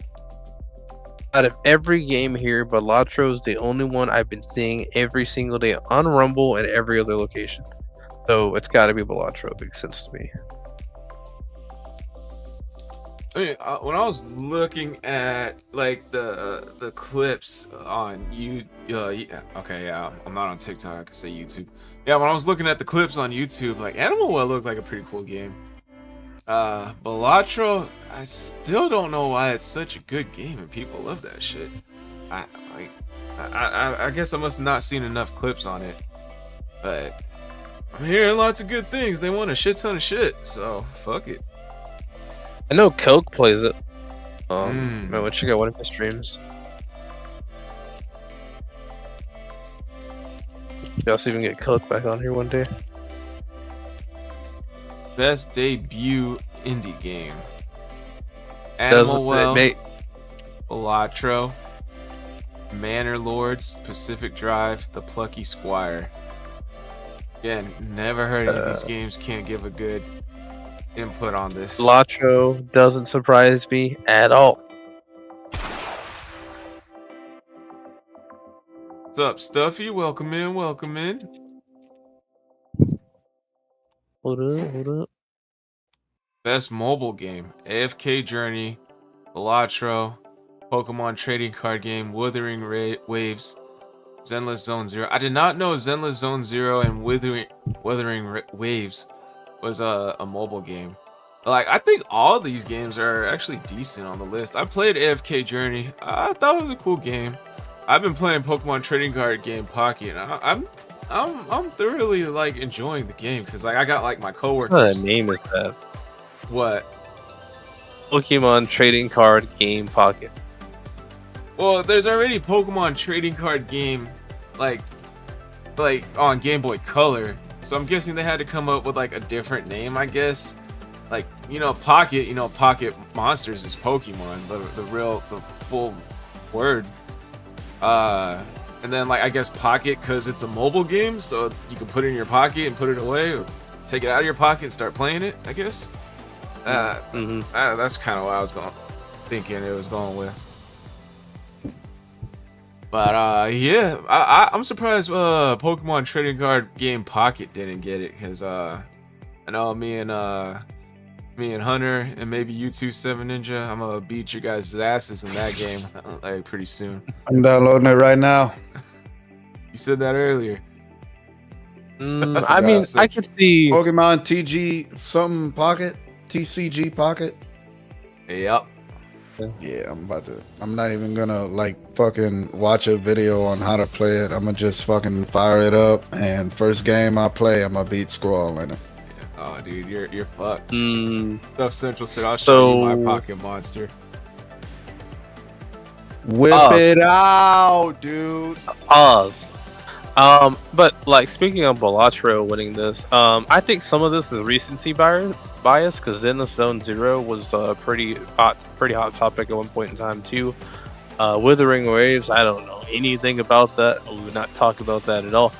But I think recency bias plays a big role with that. Also, marketing plays a big role here. Again, Zenless Zone Zero does have marketing, but I think Balatro had a lot of marketing very, very recently. And so I think that's why it makes sense that it won. The AFK Journey, I see it as an ad, but like I would never go play it. And trading card, I didn't even know they had a trading card game Pocket. So Really? Well, today- Yeah, 'cause- Oh Yeah. man, Balatro, show me that Arbok. yeah, because I know the homie Charm City was talking about Pokemon trading card game. He was like telling me like in one of my live chats though that like before it came out, oh, this game comes out tomorrow or something. It drops soon. And then like my coworkers have been bringing it up and like like, yo, do you Squall? Do you play this game? You gotta play it. Me and like the other guys on shift been playing it. So I'm like, all right, let me hop on this bandwagon. Yo, stuff. If you want to hop in with us, I'd appreciate it. I'm hopping in right now. I ain't talking about you. Country, United States. Do we want to go over best VR, best AR? No. Well, I hate the Metro VR. games. I've heard good things about Metal Hellsinger. Asgard's Wrath. I don't hear anything about that. I don't know what Arizona Sunshine remake is. And Batman. Listen, the only reason that probably won is because people have been wanting to play an Arkham Batman game for a long time. You know what? You know what? Them Batman fanboys are such dick riding faggots for that dude. Bro. Bro, you know I what? don't know if we could use that word on some of the platforms. My bad, but maybe, damn, maybe. bro. But you know what? They were hating on this game so much, and then the Suicide Squad came out, and they turned to like maybe we were too fast with this one. It happened so fast. So like, honestly, it's probably the Batman community in itself. It is. That's what I'm telling you, bro. There are a lot of Batman fans, so and it's a VR game. I can see why this won it. Batman fans are so stupid too, bro. They got motherfuckers that will sit there and try to explain to you how Batman could beat fucking Goku in a fight. It's ridiculous. Gotta slip in that heart virus, you know. In his food, he don't watch what he eat. He's Yeah, and cooking. as long as the medicine ain't bacon flavored, I mean grape flavored. Best action game: Black Myth Wukong, Call of Duty Black Ops 6, Helldivers 2, Stellar Blade, Warhammer 40,000, Space Marine 2. I'm actually surprised it's Endless gonna Sub-Zero is Have not to in this. go to either Warhammer or Black Myth. Wukong beat Warhammer. I'm surprised It Stellar beat Blade didn't win. Helldivers. Stellar Blade, bro, you were not paying. Like, yeah, of course you were gonna pay attention to like a Dark Souls like game, but at the end of the day, you were not paying attention. You were playing with one hand, all right? You were playing with one hand. That is most of the people that What play game? Stellar What game we Blade. playing with one hand? No, Lord, here he Send me a is. link. Nah, you good? We'll be all right. It's Call of called Duty. Boku Everyone no hates Call of Pico. Duty. Shut the fuck up, you fucking weirdo. Call of Duty. That is big. That's the that doesn't- second time that, you brought that anime up, bro. That's you're starting to get a little sus. I'm not surprised Black Myth Wukong won. You know, like when I, it might be a little subjective, but I like the little dope little cutscenes in the fighting here or there on certain moves, certain parts of the boss fights. You know, like when it comes like to it like too. when it comes When to he like grabs that action blast? games. He grabs the Blast? flask out your hand. When What? Wukong grabs the flask out your hand, when you're trying to drink it, he's like, "Nah, I'm gonna drink this real quick." In the Wukong boss fight, But there's a lot of boss fights in Wukong. not like versus Wukong. Oh, that's probably toward the end. Then I didn't get to him. What? I thought you finished that. That's Nah. crazy. You'll be all right. So you get cooked a lot. That's all. But Stellar Blade has some of that too, and I think Call of Duty Black Ops has that in the story mode. Helldivers, I can't say has those cool action like cutscenes here or there. It's just nonstop action. It's more the players make those cinematic action scenes. It does. So you could say it's more like real time action scenes. Well, this one's based off of combat, primarily on combat. So, yeah, I need some of that cinematics here or there. yeah. Honestly, for me, it would be between Warhammer and Helldivers 2. I could see what you're saying about Wukong, but when I watched some of Wukong, I was like, it's alright. You know, I'd probably play it. Stellar Blade. Though, Honestly, got I thought it this- would have been better than I actually thought Wukong was going to be like 10 times better than what it was looking at some of the trailers back in the day. So I'd like to see them expand on the story if they were to a Wukong too. Okay. Well, Stellar Blade's got the cinematics, the cool fighting, and it's got some cheeks to look at too. So I would like to see Stellar Blade to get that one. But that's subjective, you know. If you're a chick, probably not your cup of tea. That's not gonna Nah, boost you it's over not- the Chicks be rest. trying to dress as chicks be trying to dress as her. What you mean? Huh? The chicks be trying to dress as her so they can get some cosplay Yeah. points. Yeah, Amiru. Yeah. I can't give good input on Warhammer. I can give good input on Amiru. That fucking girl is perfect. Let's stop here now. Best action adventure game.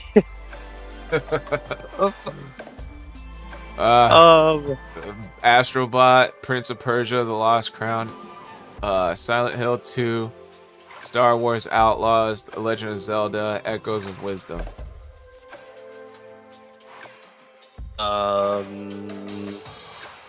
I think I saw some along. No one talks about Lost Crown. No one talks about that. I didn't even know there was a Um, Prince of Persia game, a new one, to be honest. Outlaws was hated. I saw some gameplay. I saw some.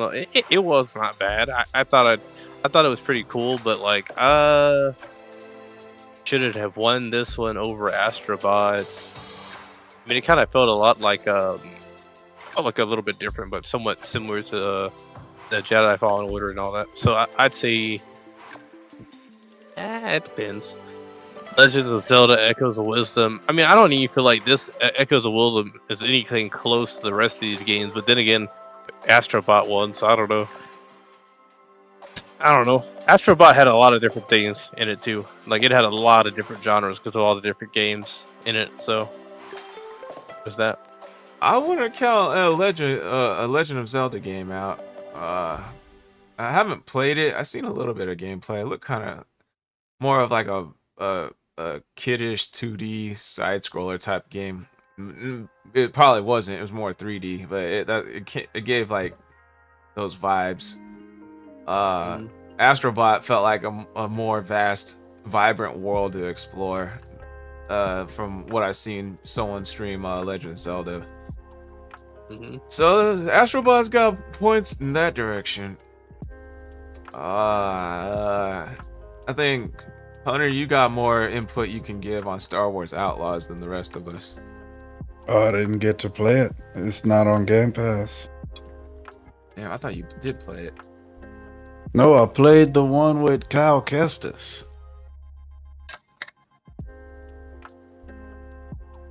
Well, we can go on to the next one. Best RPG: Dragon's Dogma 2, Elden Ring, Final Fantasy VII Rebirth, Like a Dragon, Infinite Wealth, or Metaphor Ramfin Tazio. You know what? I think I can believe this. I think I can believe Metaphor did that. Yeah, let's be honest. Can we really blame Metaphor for not winning, for not losing? Like, That's the only game that stuck true to like the RPG, like turn-based elements, you know? Like the rest of these just have RPG elements, like a level up system, and they're slapping RPG on it, you know? yeah, I can see this. Yeah. Go on to the next one, Jamie. Hey, fuck you, Jamie 7. That's fighting. We already know what Swall's gonna say. Ooh, how did I miss this one? Tekken 8, Multiverses, Marvel vs. Capcom Fighting, Arcade Classics, Grand Blue, Sparking Zero. Honestly, wait, why is Powerpuff Girls on Multiverses? Did they really add the Powerpuff Girls in that game? Yeah. Yeah, they did. Oh shit. Um, We know who Hunter's gonna pick for that game. What? The Powderpuff Oh, and- Girls. I never liked them. I wasn't paying attention though. Getting some cards for this fucking Pokemon game I'm about to kick your ass in. Oh, you actually got it. Oh I'm shit. I just opened up some nice cards too, bruh. Yeah, they ain't shit. Anyways, Fucking Sparking like Zero. You know what? Since the voting was pre-update, I can see why it didn't win. Uh, you know, like it's just too easy to do some cheap bullshit in that game, and like a lot of annoying ass players online took advantage of it. So I honestly believe the reason why like a lot of players quit the game was because of the players playing the game. You know, so I would count that out. Tekken 8 has always been a solid choice of a fighting game. You know, that game has been relevant since the dawn of man. You know, multiverses. You know, it's just another Super Smash Bros. Game. You know, if you're gonna put multiverses on the list, you might as well put Super Smash. You might as well put Brawlhalla. You might as well put that other one that I can't remember the name of. So. But to me, it's not as good as like Super Smash Bros. You know, I personally like Brawlhalla. I play it a lot more than Super Smash Bros. I don't know if I'd say I like it more than Super Smash Bros. But I would say Super Smash Bros. Is a better game than Brawlhalla. So Multiverses not being as good as Super Smash Bros. I can see why it lost. Marvel vs. Capcom. You know, I haven't heard too much about the game.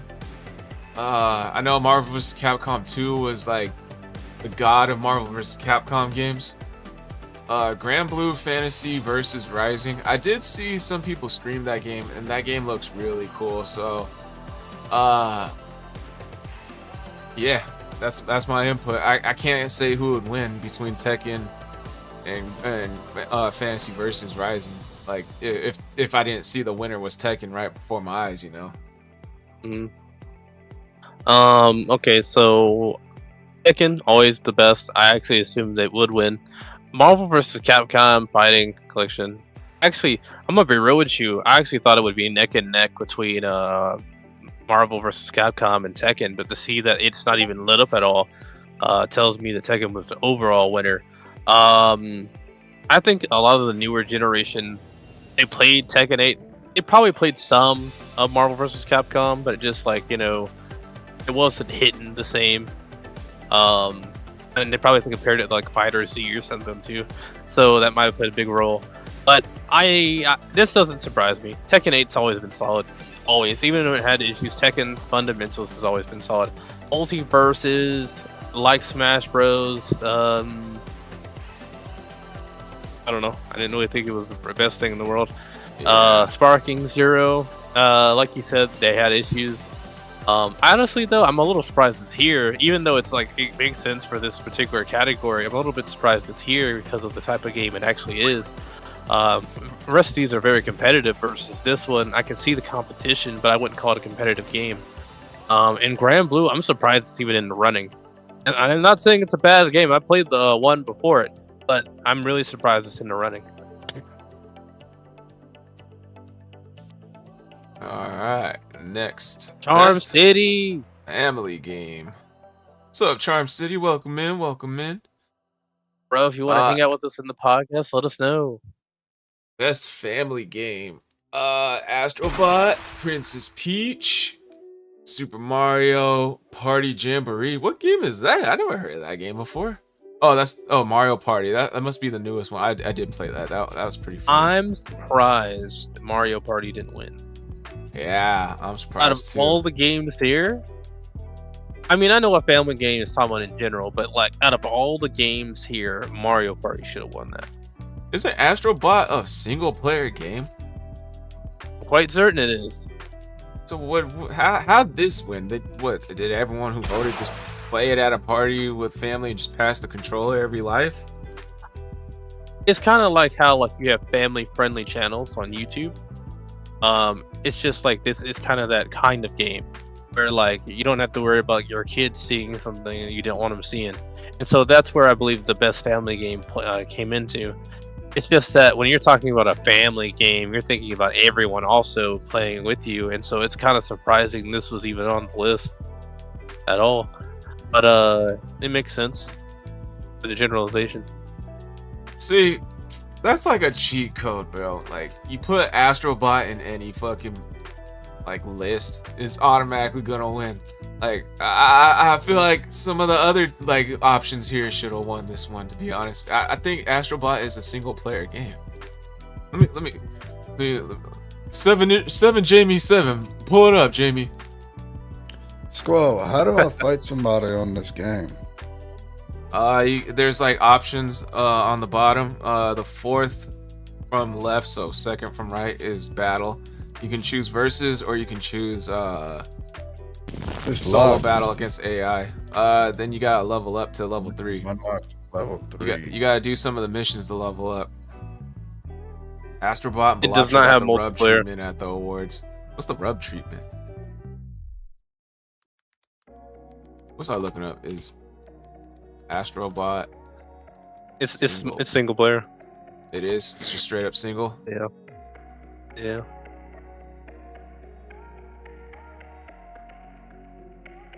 All right. Best sim strategy game. Do we want to go over this?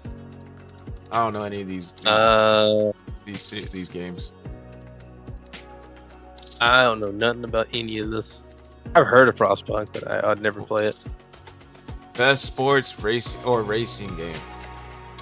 F1, EA Sports, FC, NBA 2. I kind of want to skip this, bro. All the games are Isn't that kind of the FIFA? same as the years go by. Best multiplayer game. Blaps 6. Surprised me. Black Myth Wukong and NCAA 2025 was this year's Hogwarts Legacy and High on Life. This is why we do the QA Gamer Awards. Alright. Best multiplayer. Call of Duty Black Ops 6, Helldivers 2, Super Mario Jamboree, Tekken 8, Warhammer 40,000, Space and Marine. Yeah, Helldivers 2, I'll tip my hat off to Helldivers 2. It did a good job. Everyone was like, I didn't play this game to play by myself, you know. I only played that with friends when I did play it. I just got ponytail.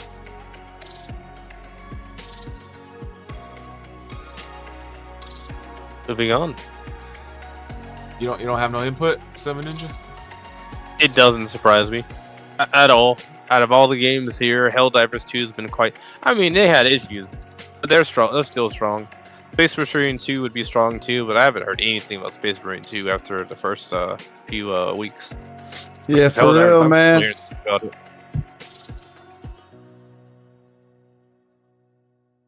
Alright, best adaptation. Do we want to go over this? Oh, I got something about Space Marines. It's just like shows or movie adaptations of games. Do we want to go over this? I mean, I saw some of the Tomb Raider thing. I didn't really care too much about it. It didn't look bad. It's just, I don't know. I don't really like the Survivor timeline of Tomb Raider. Arcane was pretty good. I liked a lot of what I saw. When I say it's the best of League of Legends, I mean it's not even the same ballpark. Fallout is actually in the same ballpark as what Fallout could be.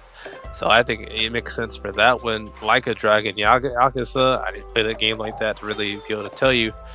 And I'm not actually a big fan of the Sonic movies. I watch them, but as far as like their iteration of what they are in the games versus outside of in the movies, I'm not a big fan of it, because truth be told, I would have, if we would have went to more realistic style, okay, that's fine. But like, you've got a whole world of like Green Hill Zone and places, and you're gonna take me to the Earth. I don't want to see Earth. I want to see this place you showed that's me. a good point. Mario did it better. That's true. Yeah, Knuckles. You know, I thought it was a decent movie. You know, but like, if I was a kid, I definitely would have loved that movie. But it's more of a kids movie. Like, you know, people who talk about things, you know, and bring up if it's good or not. You know, I'm not gonna take a kid's opinion too seriously. You know, like when people, like, let's be honest, like when Fallout the show came out, everybody was saying how good it was and like stuff like that, and like your friends, people, other fellow streamers, fellow content creators. I'm pretty sure you can find some YouTube videos of like people giving reviews on how good it is. So I'm not surprised Fallout won here. I didn't even know Like a Dragon Yakuza was like they made a movie or a show out of that. Never heard of Arcane. Tomb Raider, I want to see the anime. I want to give that a chance. I know you heard that. Yeah, I did. I wasn't even paying attention, but he said that shit so fucking badly that I did hear it.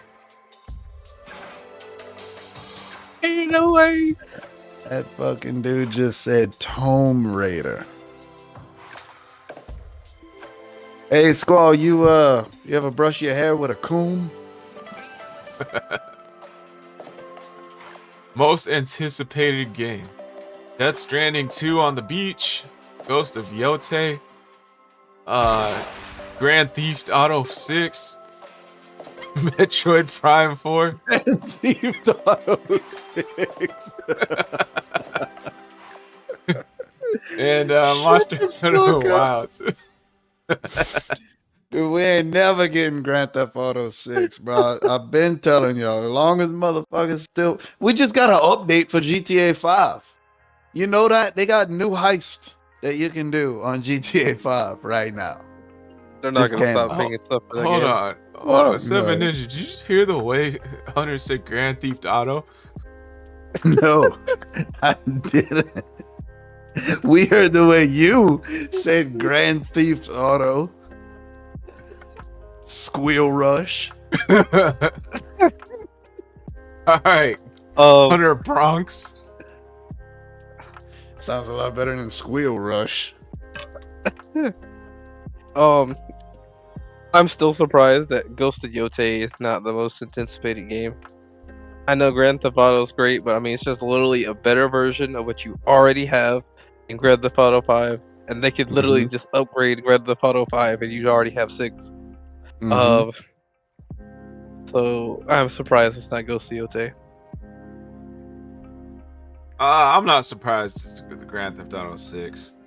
They've been pushing that game back for like years. You know, Grand Theft Auto 5 has been out for a fucking decade, it Since feels like. 2013. Oh shit, it has been out for a decade. Yeah. So like, and everyone's been waiting on Grand Theft Auto 6, so I'm not surprised. It that it's had a announced. release date. The release date was 2023, May of 2023. But people are still playing GTA 5. People are still buying short cards on GTA 5. So they still making money on GTA 5. So they're not ever gonna and they're not gonna release GTA 6 until I they actually stop think making money on 6 GTA will probably 5. be, I think GTA 6 is literally going to be just mostly story, and they might have an online element, but I don't think they're going to go as hard as 5, just because literally they can milk 5 for the rest of their lives.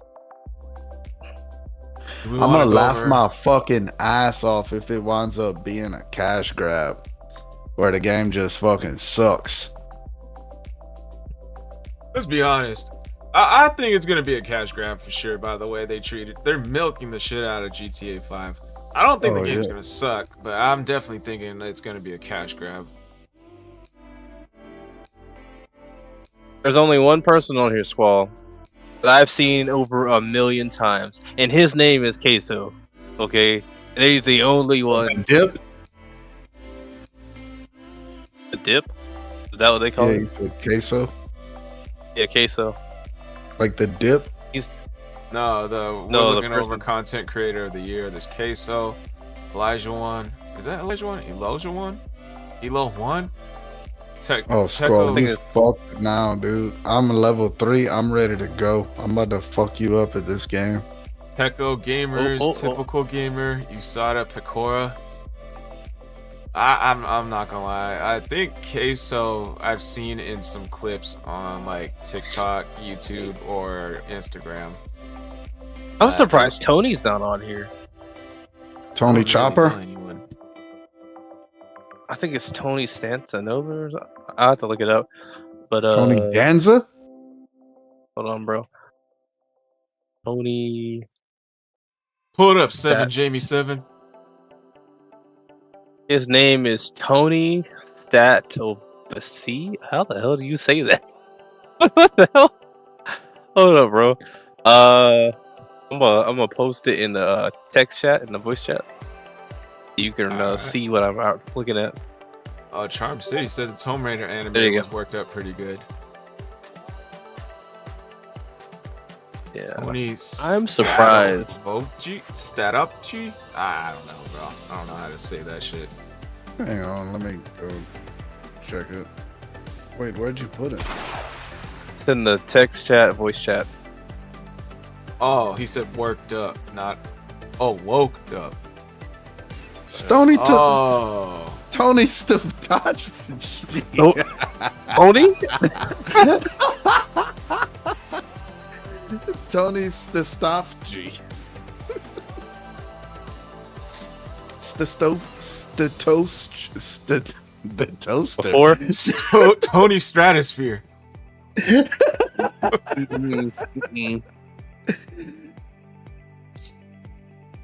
Alright, best esports game. Counter-Strike 2, Dota 2, League of Legends, Mobile Legends, Bang Bang, and Valorant. I didn't even know Valorant was an esports game, to be honest. Why are you taking my gift? What? I was the one that was fucking up names. What you so You didn't shocked know about over Valorant there? was a... You didn't think Valorant was an esports game? Well, I mean, look, bro. I knew it was like a decently popular game. I just didn't know it was an esports game. Like, if you're gonna account Valorant in there, why isn't Marvel Rivals on the list? Why isn't Overwatch on the list? And there's like Listen. another Overwatch game. Like, Overwatch is hated by everybody. It's about as bad. The League is. I'm Yeah, but surprised. Overwatch League- no, deserves to be sleeping. hated because it sucks. you think League's everything community is sucks. just bad. That's true. Well, two things can be true at the same time. League, everyone hates League's players, but not. I wouldn't say everyone hates League itself. Everyone hates sucks. Overwatch. Everyone hates Overwatch, and they still ain't put that single player mode out. So,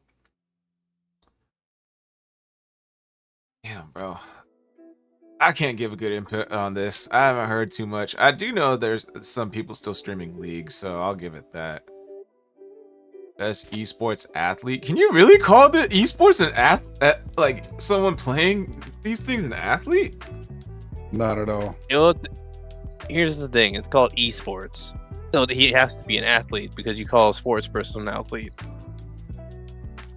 It's the only way you could do that. Like, if they called it like something else, you could call him a gamer. But sports is in the name. Nah, Yeah, bro, I'd because call I it a don't even gamer. call NASCAR drivers athletes. Yeah, you call them drivers. Well, But it's a That's sport. the logic right there. Yeah, Yeah, But- so esports, those are gamers. Those aren't athletes. yeah. But in this particular one, you can only be an esports person.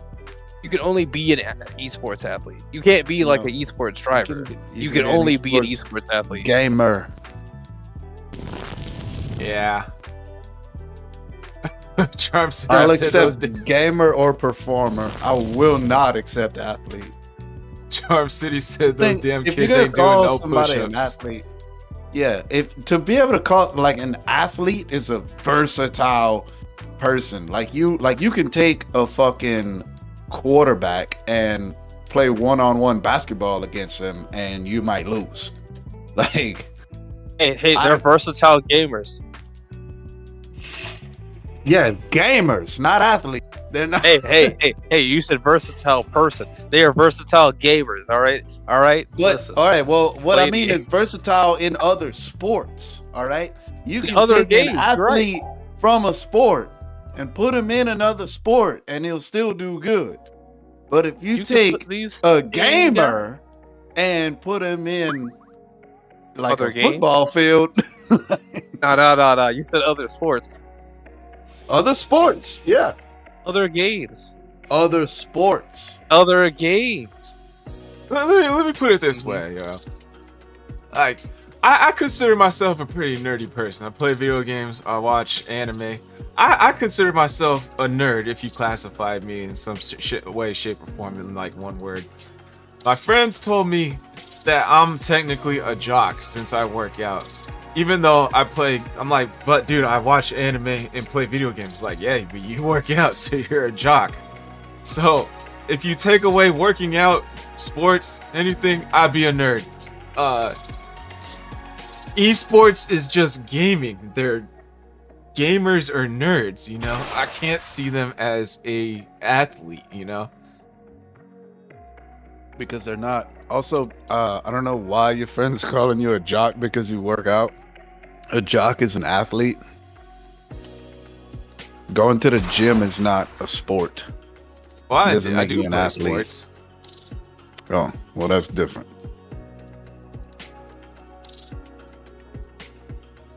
Alright, moving on. Oh yeah, and then Charm City said, if you play Madden better than Tom Brady, do you feel athletic? You know what I mean? They're gamers. They're not athletes. Yeah, but they're pro gamers. They're pro athletes. Esport athletes. No, they're pro gamers. Yeah. They're pro esport athletes. They're not called gamers. They're not They're not called gamers. They're called Yeah, they athletes. are. They're athletes. They're I don't care what they're called, gamers. bro. These guys are gamers. Yeah. And they're not athletes. That's a very important distinction. They're working them guns. They're working them thumbs, bro. They're Them working thumbs, yeah, sure. They'll make a lesbian feel great, but they All right, bro. What we got, Squall? What you got? And Elio Picker. Oh yeah. We're skipping over esports team. What is this? T1. Game I don't science? know. What the fuck is this? Oh shit.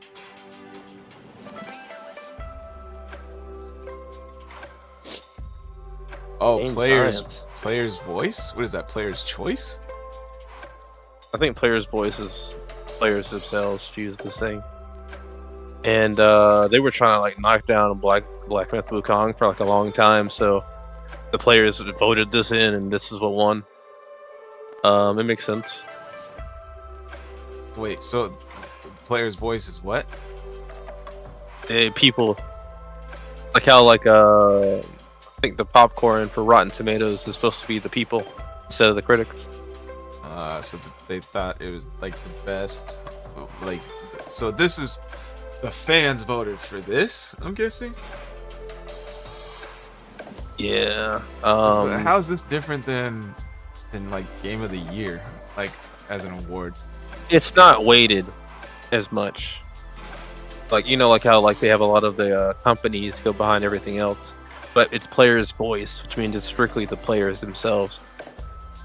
The problem is that with this one in particular is there was a whole controversy about like Black Myth Wukong being watered down in the votes. So like it's possible that maybe the reason it got lifted up versus it actually being a good game. So I don't know, but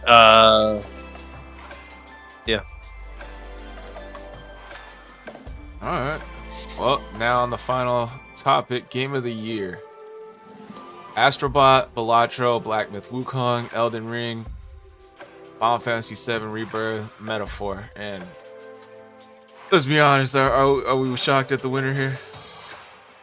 And they won a lot, so I'm happy for him, honestly. I need to play this game, Oh, bro. Like, There's don't too know. much good stuff going on with this game that I haven't touched on. Mhm. Like Metaphor is a very niche game. I mean, if you like Persona, you might like it, but Metaphor is a very niche game. Um, no one wanted to vote Shadow of the Earth Tree because it's like a DLC. I do hear Earth Tree is basically basically a different game altogether. But still, it's a DLC, so therefore principle probably kicked in. Otherwise, I think it probably would have won everything anyway. Final Fantasy, again, Square Enix has been going downhill, so that doesn't surprise me. Balatro, not as good as Astrobot, I could see that. And Black Myth Wukong, I mean, it's good. I wouldn't go Game of the Year, but it's good. Yeah, I'm not surprised at the winner here. Astrobot won so many things that I gotta buy the game now. See, test it out. Mm-hmm. All right, well that's all the Yeah. awards. Oh, go ahead, Hunter. No, I was just gonna agree. Heard a lot of good things about Astrobot. I heard it was better than Black Myth. And I want to say I even heard that it was better than Black Myth Wukong. So, yeah, I think it's better than Black Myth Wukong. Charm City said it's not really that great. It is a good game, but not a must play. It's crazy because I heard Black Myth Wukong was a must play, and I also heard that Astro Boy was better than Black Myth Wukong. Hunter, it's Astrobot. Whatever. If you can call it Astro Boy, I'm gonna call it Tomb Raider or Tomb Raider. Yeah. All right. Well, next time I go to Dollar Store, I'll make sure to pick me up a comb for my hair. All right, you and your Grand Theft Auto. And you and your Cowboy Bebop. And you and your Tamagotchi. You and your Galorio. That's you, fool. Oh, yeah. Alright. Pondering topic time, peeps. Oh yeah, I'm not sure how many copies Astrobot sold versus Wukong. Wukong did sell a lot. I do remember that. It sold millions, now that I think about it. I don't know how much Astrobot sold. It's that Black Myth Wukong didn't sell as much as Astro Boy. Oh, really? Yeah. Alright. Pondering topic time.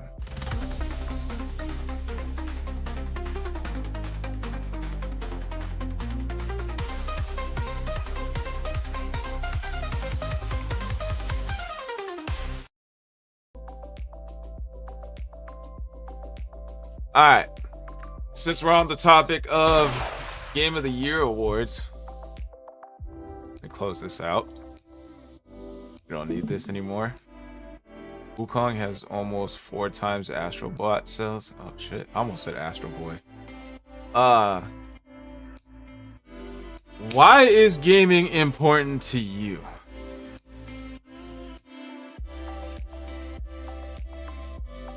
Do you want me to go first? Yeah, you can go first. 'Cause I ain't got shit else to do in this motherfucker.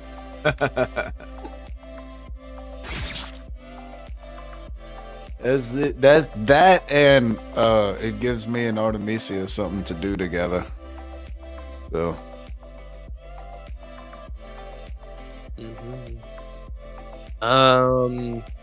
I guess gaming's important to me because during any bad time, it was like during any bad time, there are people when they get depressed, they not saying I'm depressed, but when they get depressed, they'll start to binge eat or they start to become alcoholics or something like that.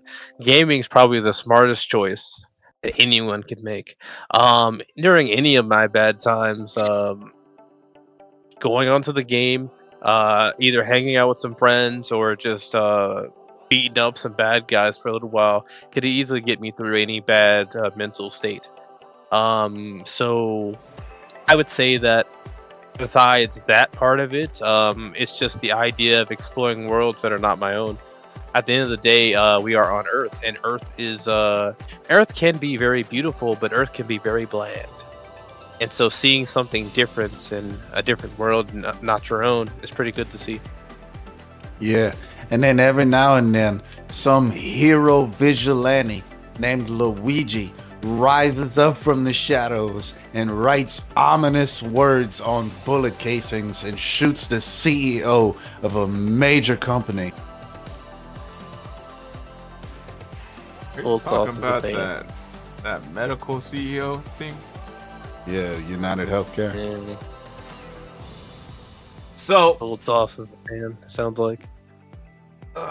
gaming is important to me because, you know, like a long time ago, The galaxy far, far away.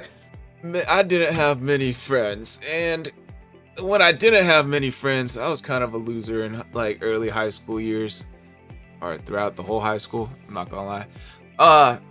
I made friends online instead, and who like kind of helped like fill in the gaps of being like lonely in the real life world. Like back on like PlayStation 3 when multiplayer became a real like online multiplayer became like customary. And then you had like voice chat and all that stuff.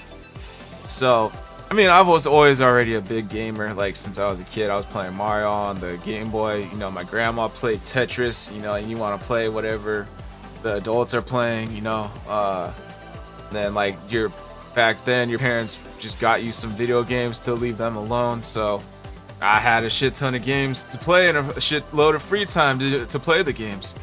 I didn't like too much when I was young. I didn't like too much. What's the word? Athletic exercise, I guess. So I didn't get out. I mean, I did go outside and play here or there, but like if I had the choice between go outside and play some video games, and I'm just by myself, I'm gonna pick the video games. You know, and then me and my brothers, we had to fight over like the video game consoles all the time. So it's not like, so it's either I had to watch and be envious and play video games or actually play them. So. And then, of course, there's the evolution of video games over time, you know? Like, if you were really into video gaming on Game Boy, like, the Game Boy back then, and went to Game Boy Color, then Game Boy Advance, and it's like every time a new console came out, these games got better and more realistic looking. It gets you hooked, you know? And then Right. on top of all that, you know, everyone in school is playing video games. They're talking about the next game to come out. You want to be a part of this conversation. You want to be like, no, I got the new top secrets to share with everybody. Look what I got. Look what I found in this video game. Oh, I'll beat your ass in this video game. Come over to my house after school. Let's do it, you know? It was like, it wasn't just like I agree with like Seven Ninja. It's like you're lost in a virtual world and you want to explore. Like there's also life in real life is beautiful. You want to explore the virtual world, and then there's the social aspect on top of it, you know. Once the social aspect happens, it's just game over from there, you know. You get like from real life friends online to like play with and look forward to seeing on online every day, and like hook up and play and shit, you know, link up and play, I should say.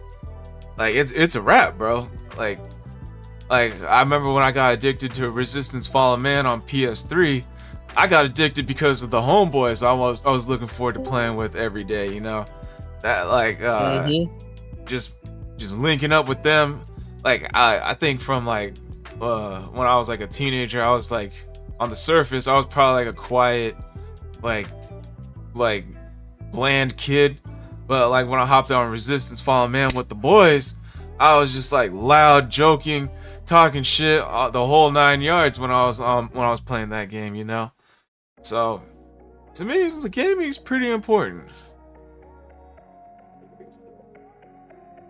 Like even right now, I'm about to beat Hunter's ass in some Pokemon trading card game. So gaming's pretty important. To get fucking whooped. Oh, you ain't ready.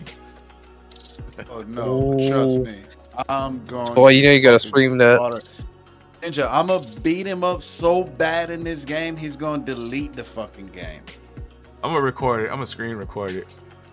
Yeah, gotta record that. Is it like Stream Gwent? it. Live. Is that game like Gwent? What? Is the trading card game like Gwent? Mint? Yeah. Live. Is that another trading card game? Like they got cards on there. Attack the cards, and then eventually you can attack the player. That's Are more we like still Yu-Gi-Oh, streaming? ain't it? It's similar. Yeah, it's similar. I never played Gwent. I never even heard of it, to be honest. Y'all hear me? Yeah, we can hear you. Yeah, I can hear you. Are we still streaming? Yeah.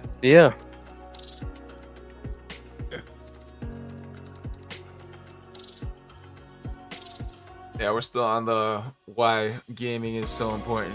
Like think about this, bro. Oh, that's what I was gonna say. Yeah, whenever gaming started getting popular around like 2008 and shit, that was when. So like, I'm like a one guy fits all. Like I was really popular, but I also hung out with the nerds and the loners and shit like that. I always liked rock music. I always liked anime. I always liked video games, and I always liked sports. I was every fucking wares. You know what I'm saying? So when gaming started getting popular, and now my athlete friends are trying to get on Halo and Call of Duty, and my gamer friends, you know, like we've been here. You know what I'm saying? So it was like bringing everybody together and shit, and I got to watch that shit firsthand from every perspective. You know, so that shit was really cool.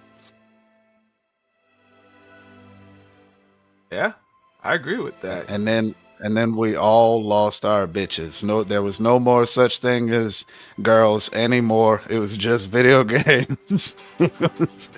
All the girls were laughing at us. Y'all are fucking losers. Y'all like playing video games. And we was all like, yeah, we don't care. We're 10th prestige, bitch. Fuck you. Think about this. Gaming has become so big that there's a Game Awards now. And gaming has become so big that Twitch, YouTube, Rumble, a lot of these platforms, a lot of these people are streaming video games. And there's a shit ton of people watching them. Rich.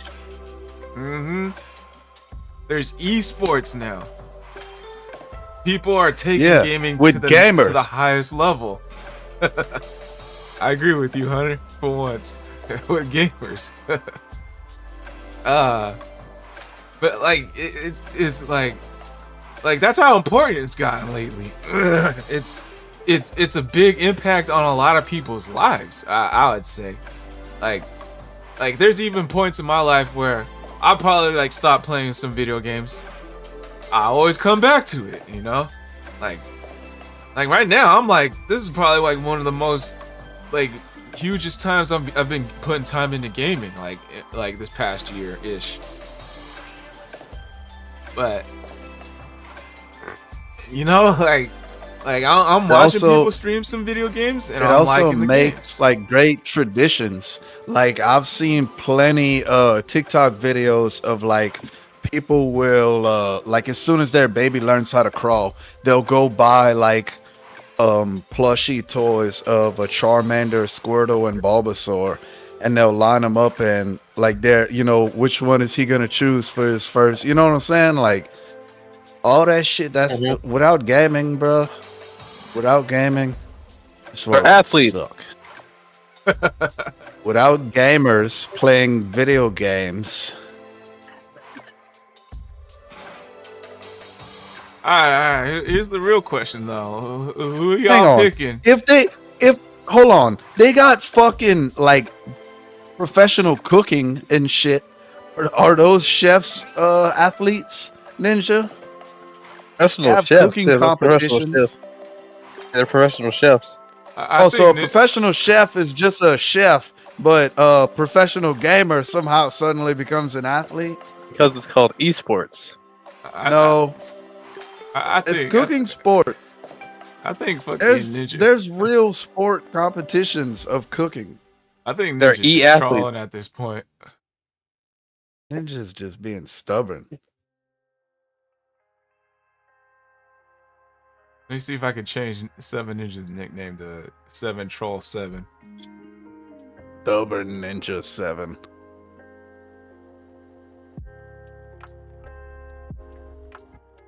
But damn, I had a point. Oh yeah. All right. Here's another question. Who y'all picking? Bulbasaur, Squirtle, or Charmander though? Squirtle's pretty cool, dude. Especially when he gets the glasses. Bro, it's over. One He's right. got all there is.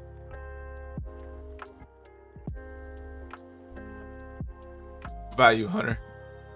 There's only one right answer, dude. It's Charmander. Yeah. Come on, bro. Put that flame out, it's over. Charmander for the win. See, that's what I'm talking about. This is why gaming's important, bro. Brings camaraderie. Was it camaraderie? People together. Mhm. Camaraderie. Camaraderie. Like, think about it. You buy Pokemon. No one else in the world buy Pokemon. Would you even be playing Pokemon anymore? Would you even talk about it? Wait, that's not really like a I good mean, point. Pokemon's trash, but you know. I like Pokemon games. That's alright. Nobody try buys Pokemon ramen tournament. noodles, and I still eat those. What are you talking about, bro? Everyone buys Bro, that shit. everyone buys ramen noodles, bro. They just got so much, you know, like it. See, point proven, bro. Bro, oh my god, the amount of boxes of ramen noodles I see how it go out of food lines and stuff is crazy. Yeah, but would you have ever eaten ramen if not for video games? That's a bad point. I can actually say I would, only on the idea that my family knew about it before I did. So see, I like video games bring people together. Like the thing is, I didn't ever seen or heard of ramen noodles until like kids at school started bringing it. Like they've been like bringing it to school like in like the 3rd grade. So I wanted that shit. That's the reason why I eat it. I introduced it to my parents Really? actually. I got introduced to ramen when first time I had caught the cold. Mom, I think like I had like a fever or something, and my mom had got the chicken ramen, and I was like, this shit is freaking awesome. And then that was when I was in middle school. And the next time I got sick, I got the flu in high school. And the next time I got sick was 2 years ago. I had mono. Hang on, give me a sec. Alright, go ahead. I was actually done talking, but what the fuck?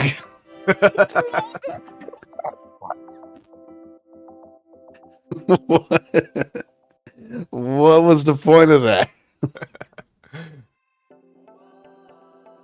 Don't worry about it. I just had to throw up for a second. It had nothing to do with you. Okay. anyway, go ahead, Brett. Did you eat some bad ramen?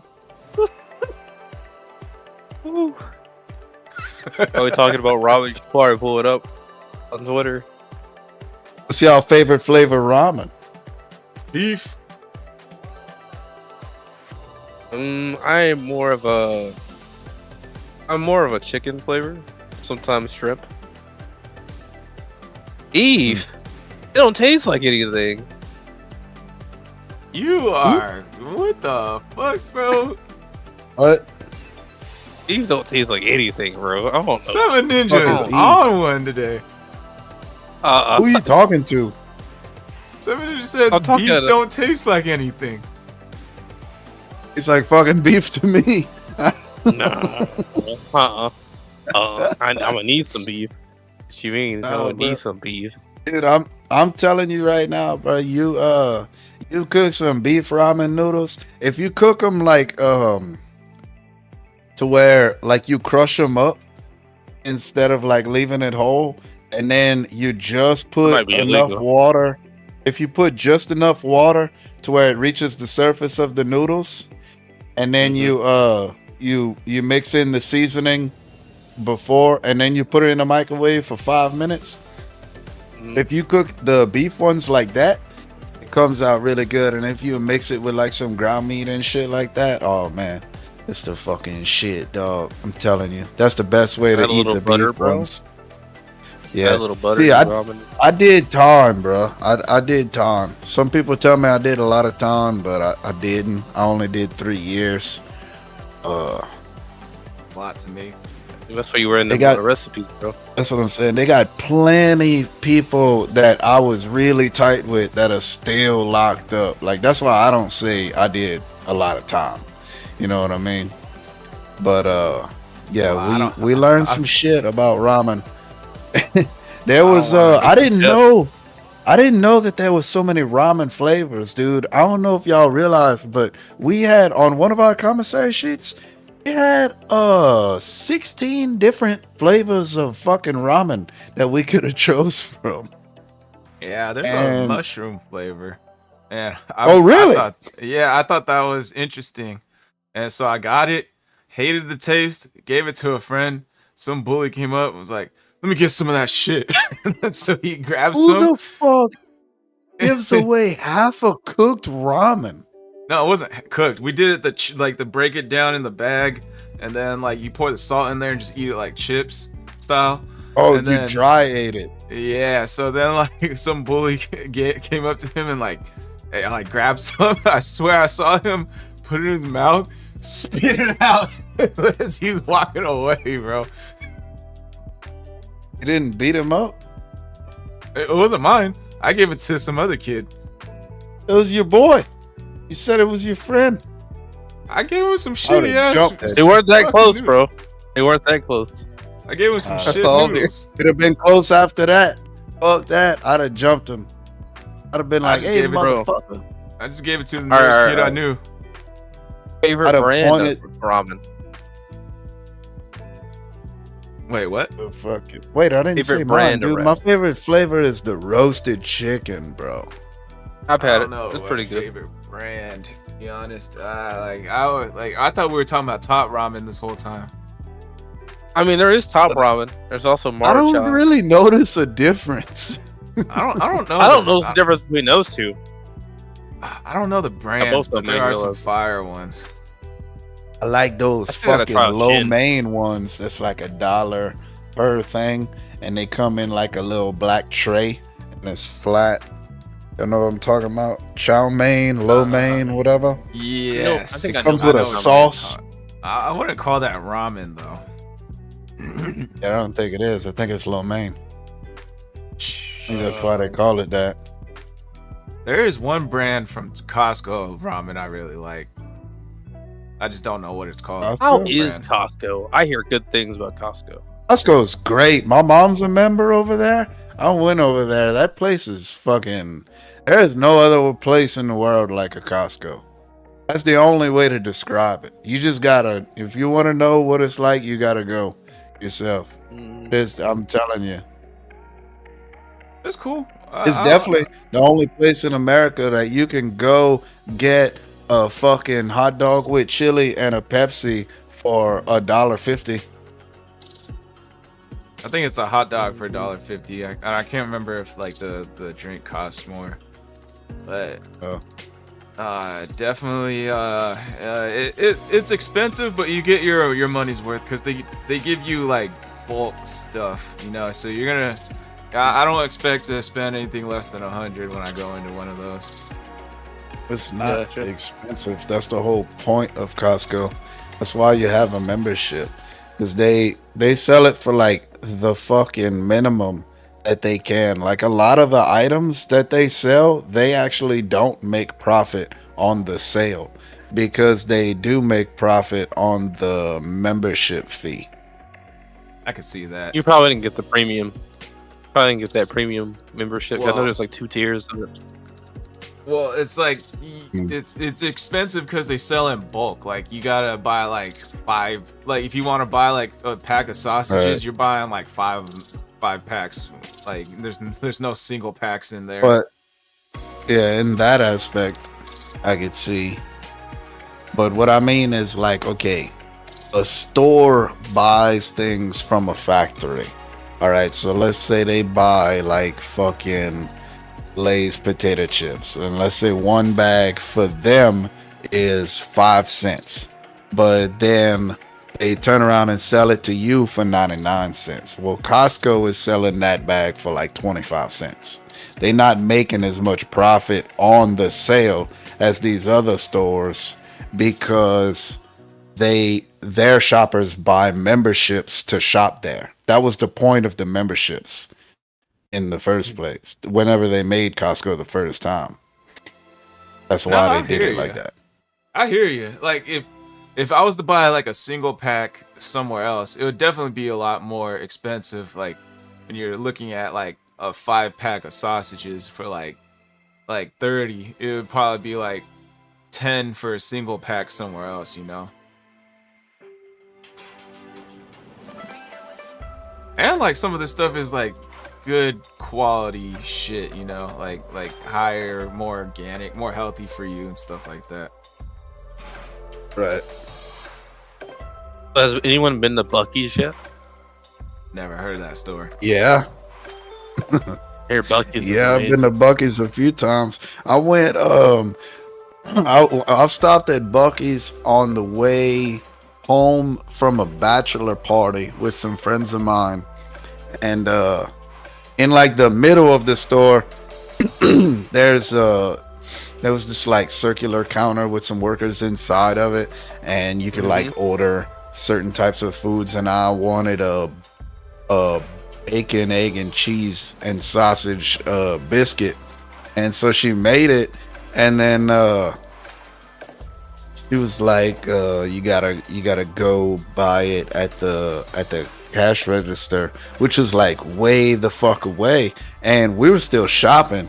So I got bored while we were looking around, browsing at everything, and I just started eating my biscuit. And by the time we got to the register, I didn't have no biscuit left, and I'm looking around and I'm thinking, I'm not fucking paying for this.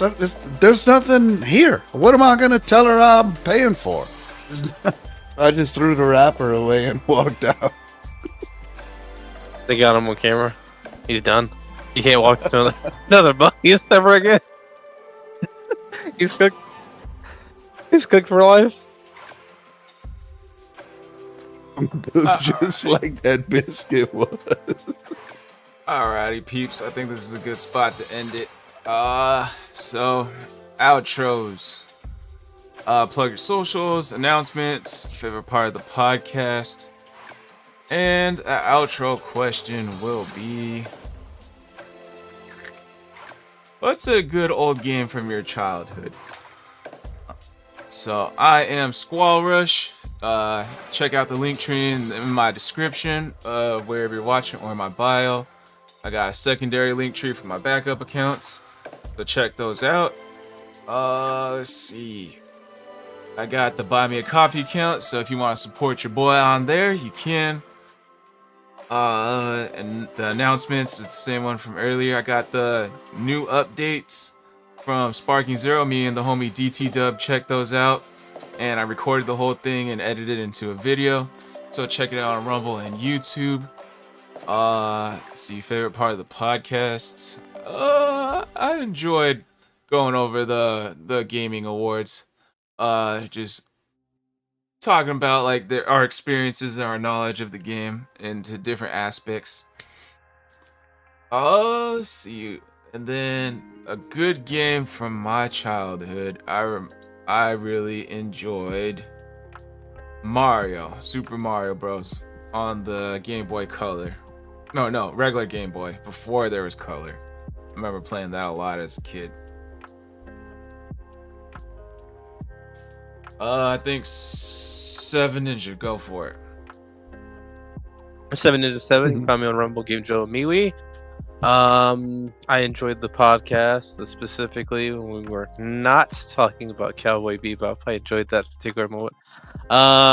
And here, my favorite game, a favorite game from my past was Crash Team Racing.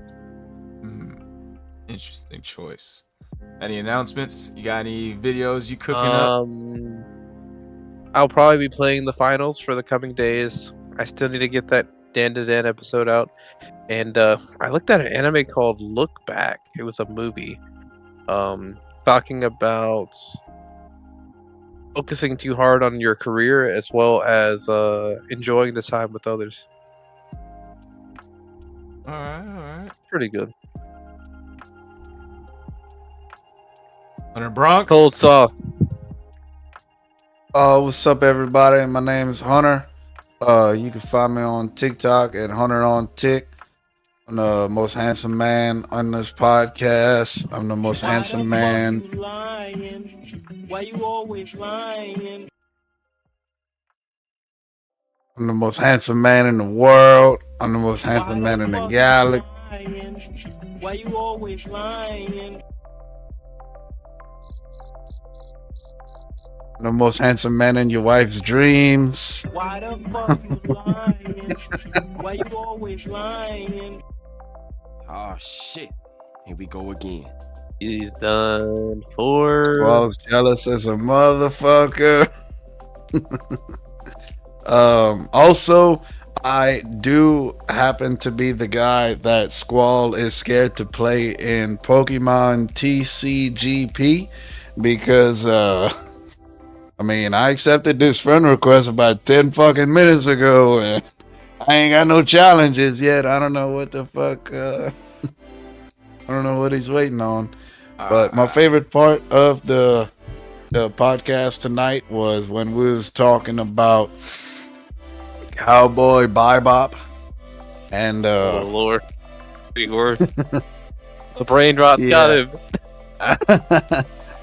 I thought it was really nice. I thought that I said some really good shit during that segment. And a really important game from my childhood was Star Fox 64. Not a bad choice. Okay. Great choices. Well, alrighty, everybody. That was Nerding Out. Thank everyone for being here. Thank you, viewers. Thank you, chat, or panel, I should say. Yeah. So we got Senzu Talks this Wednesday, so tune in for that. We missed last week because I was doing some OT and I was gonna be having no sleep for if I did that one. So this week we will continue that. And after this podcast is over, I'm about to whoop Hunter's ass in some Pokemon trading card game. So I'm about to record that. Be on the lookout for a video on that shortly. Do the Why You Lying sound. Alrighty, peeps. Y'all have a good one. So full of shit.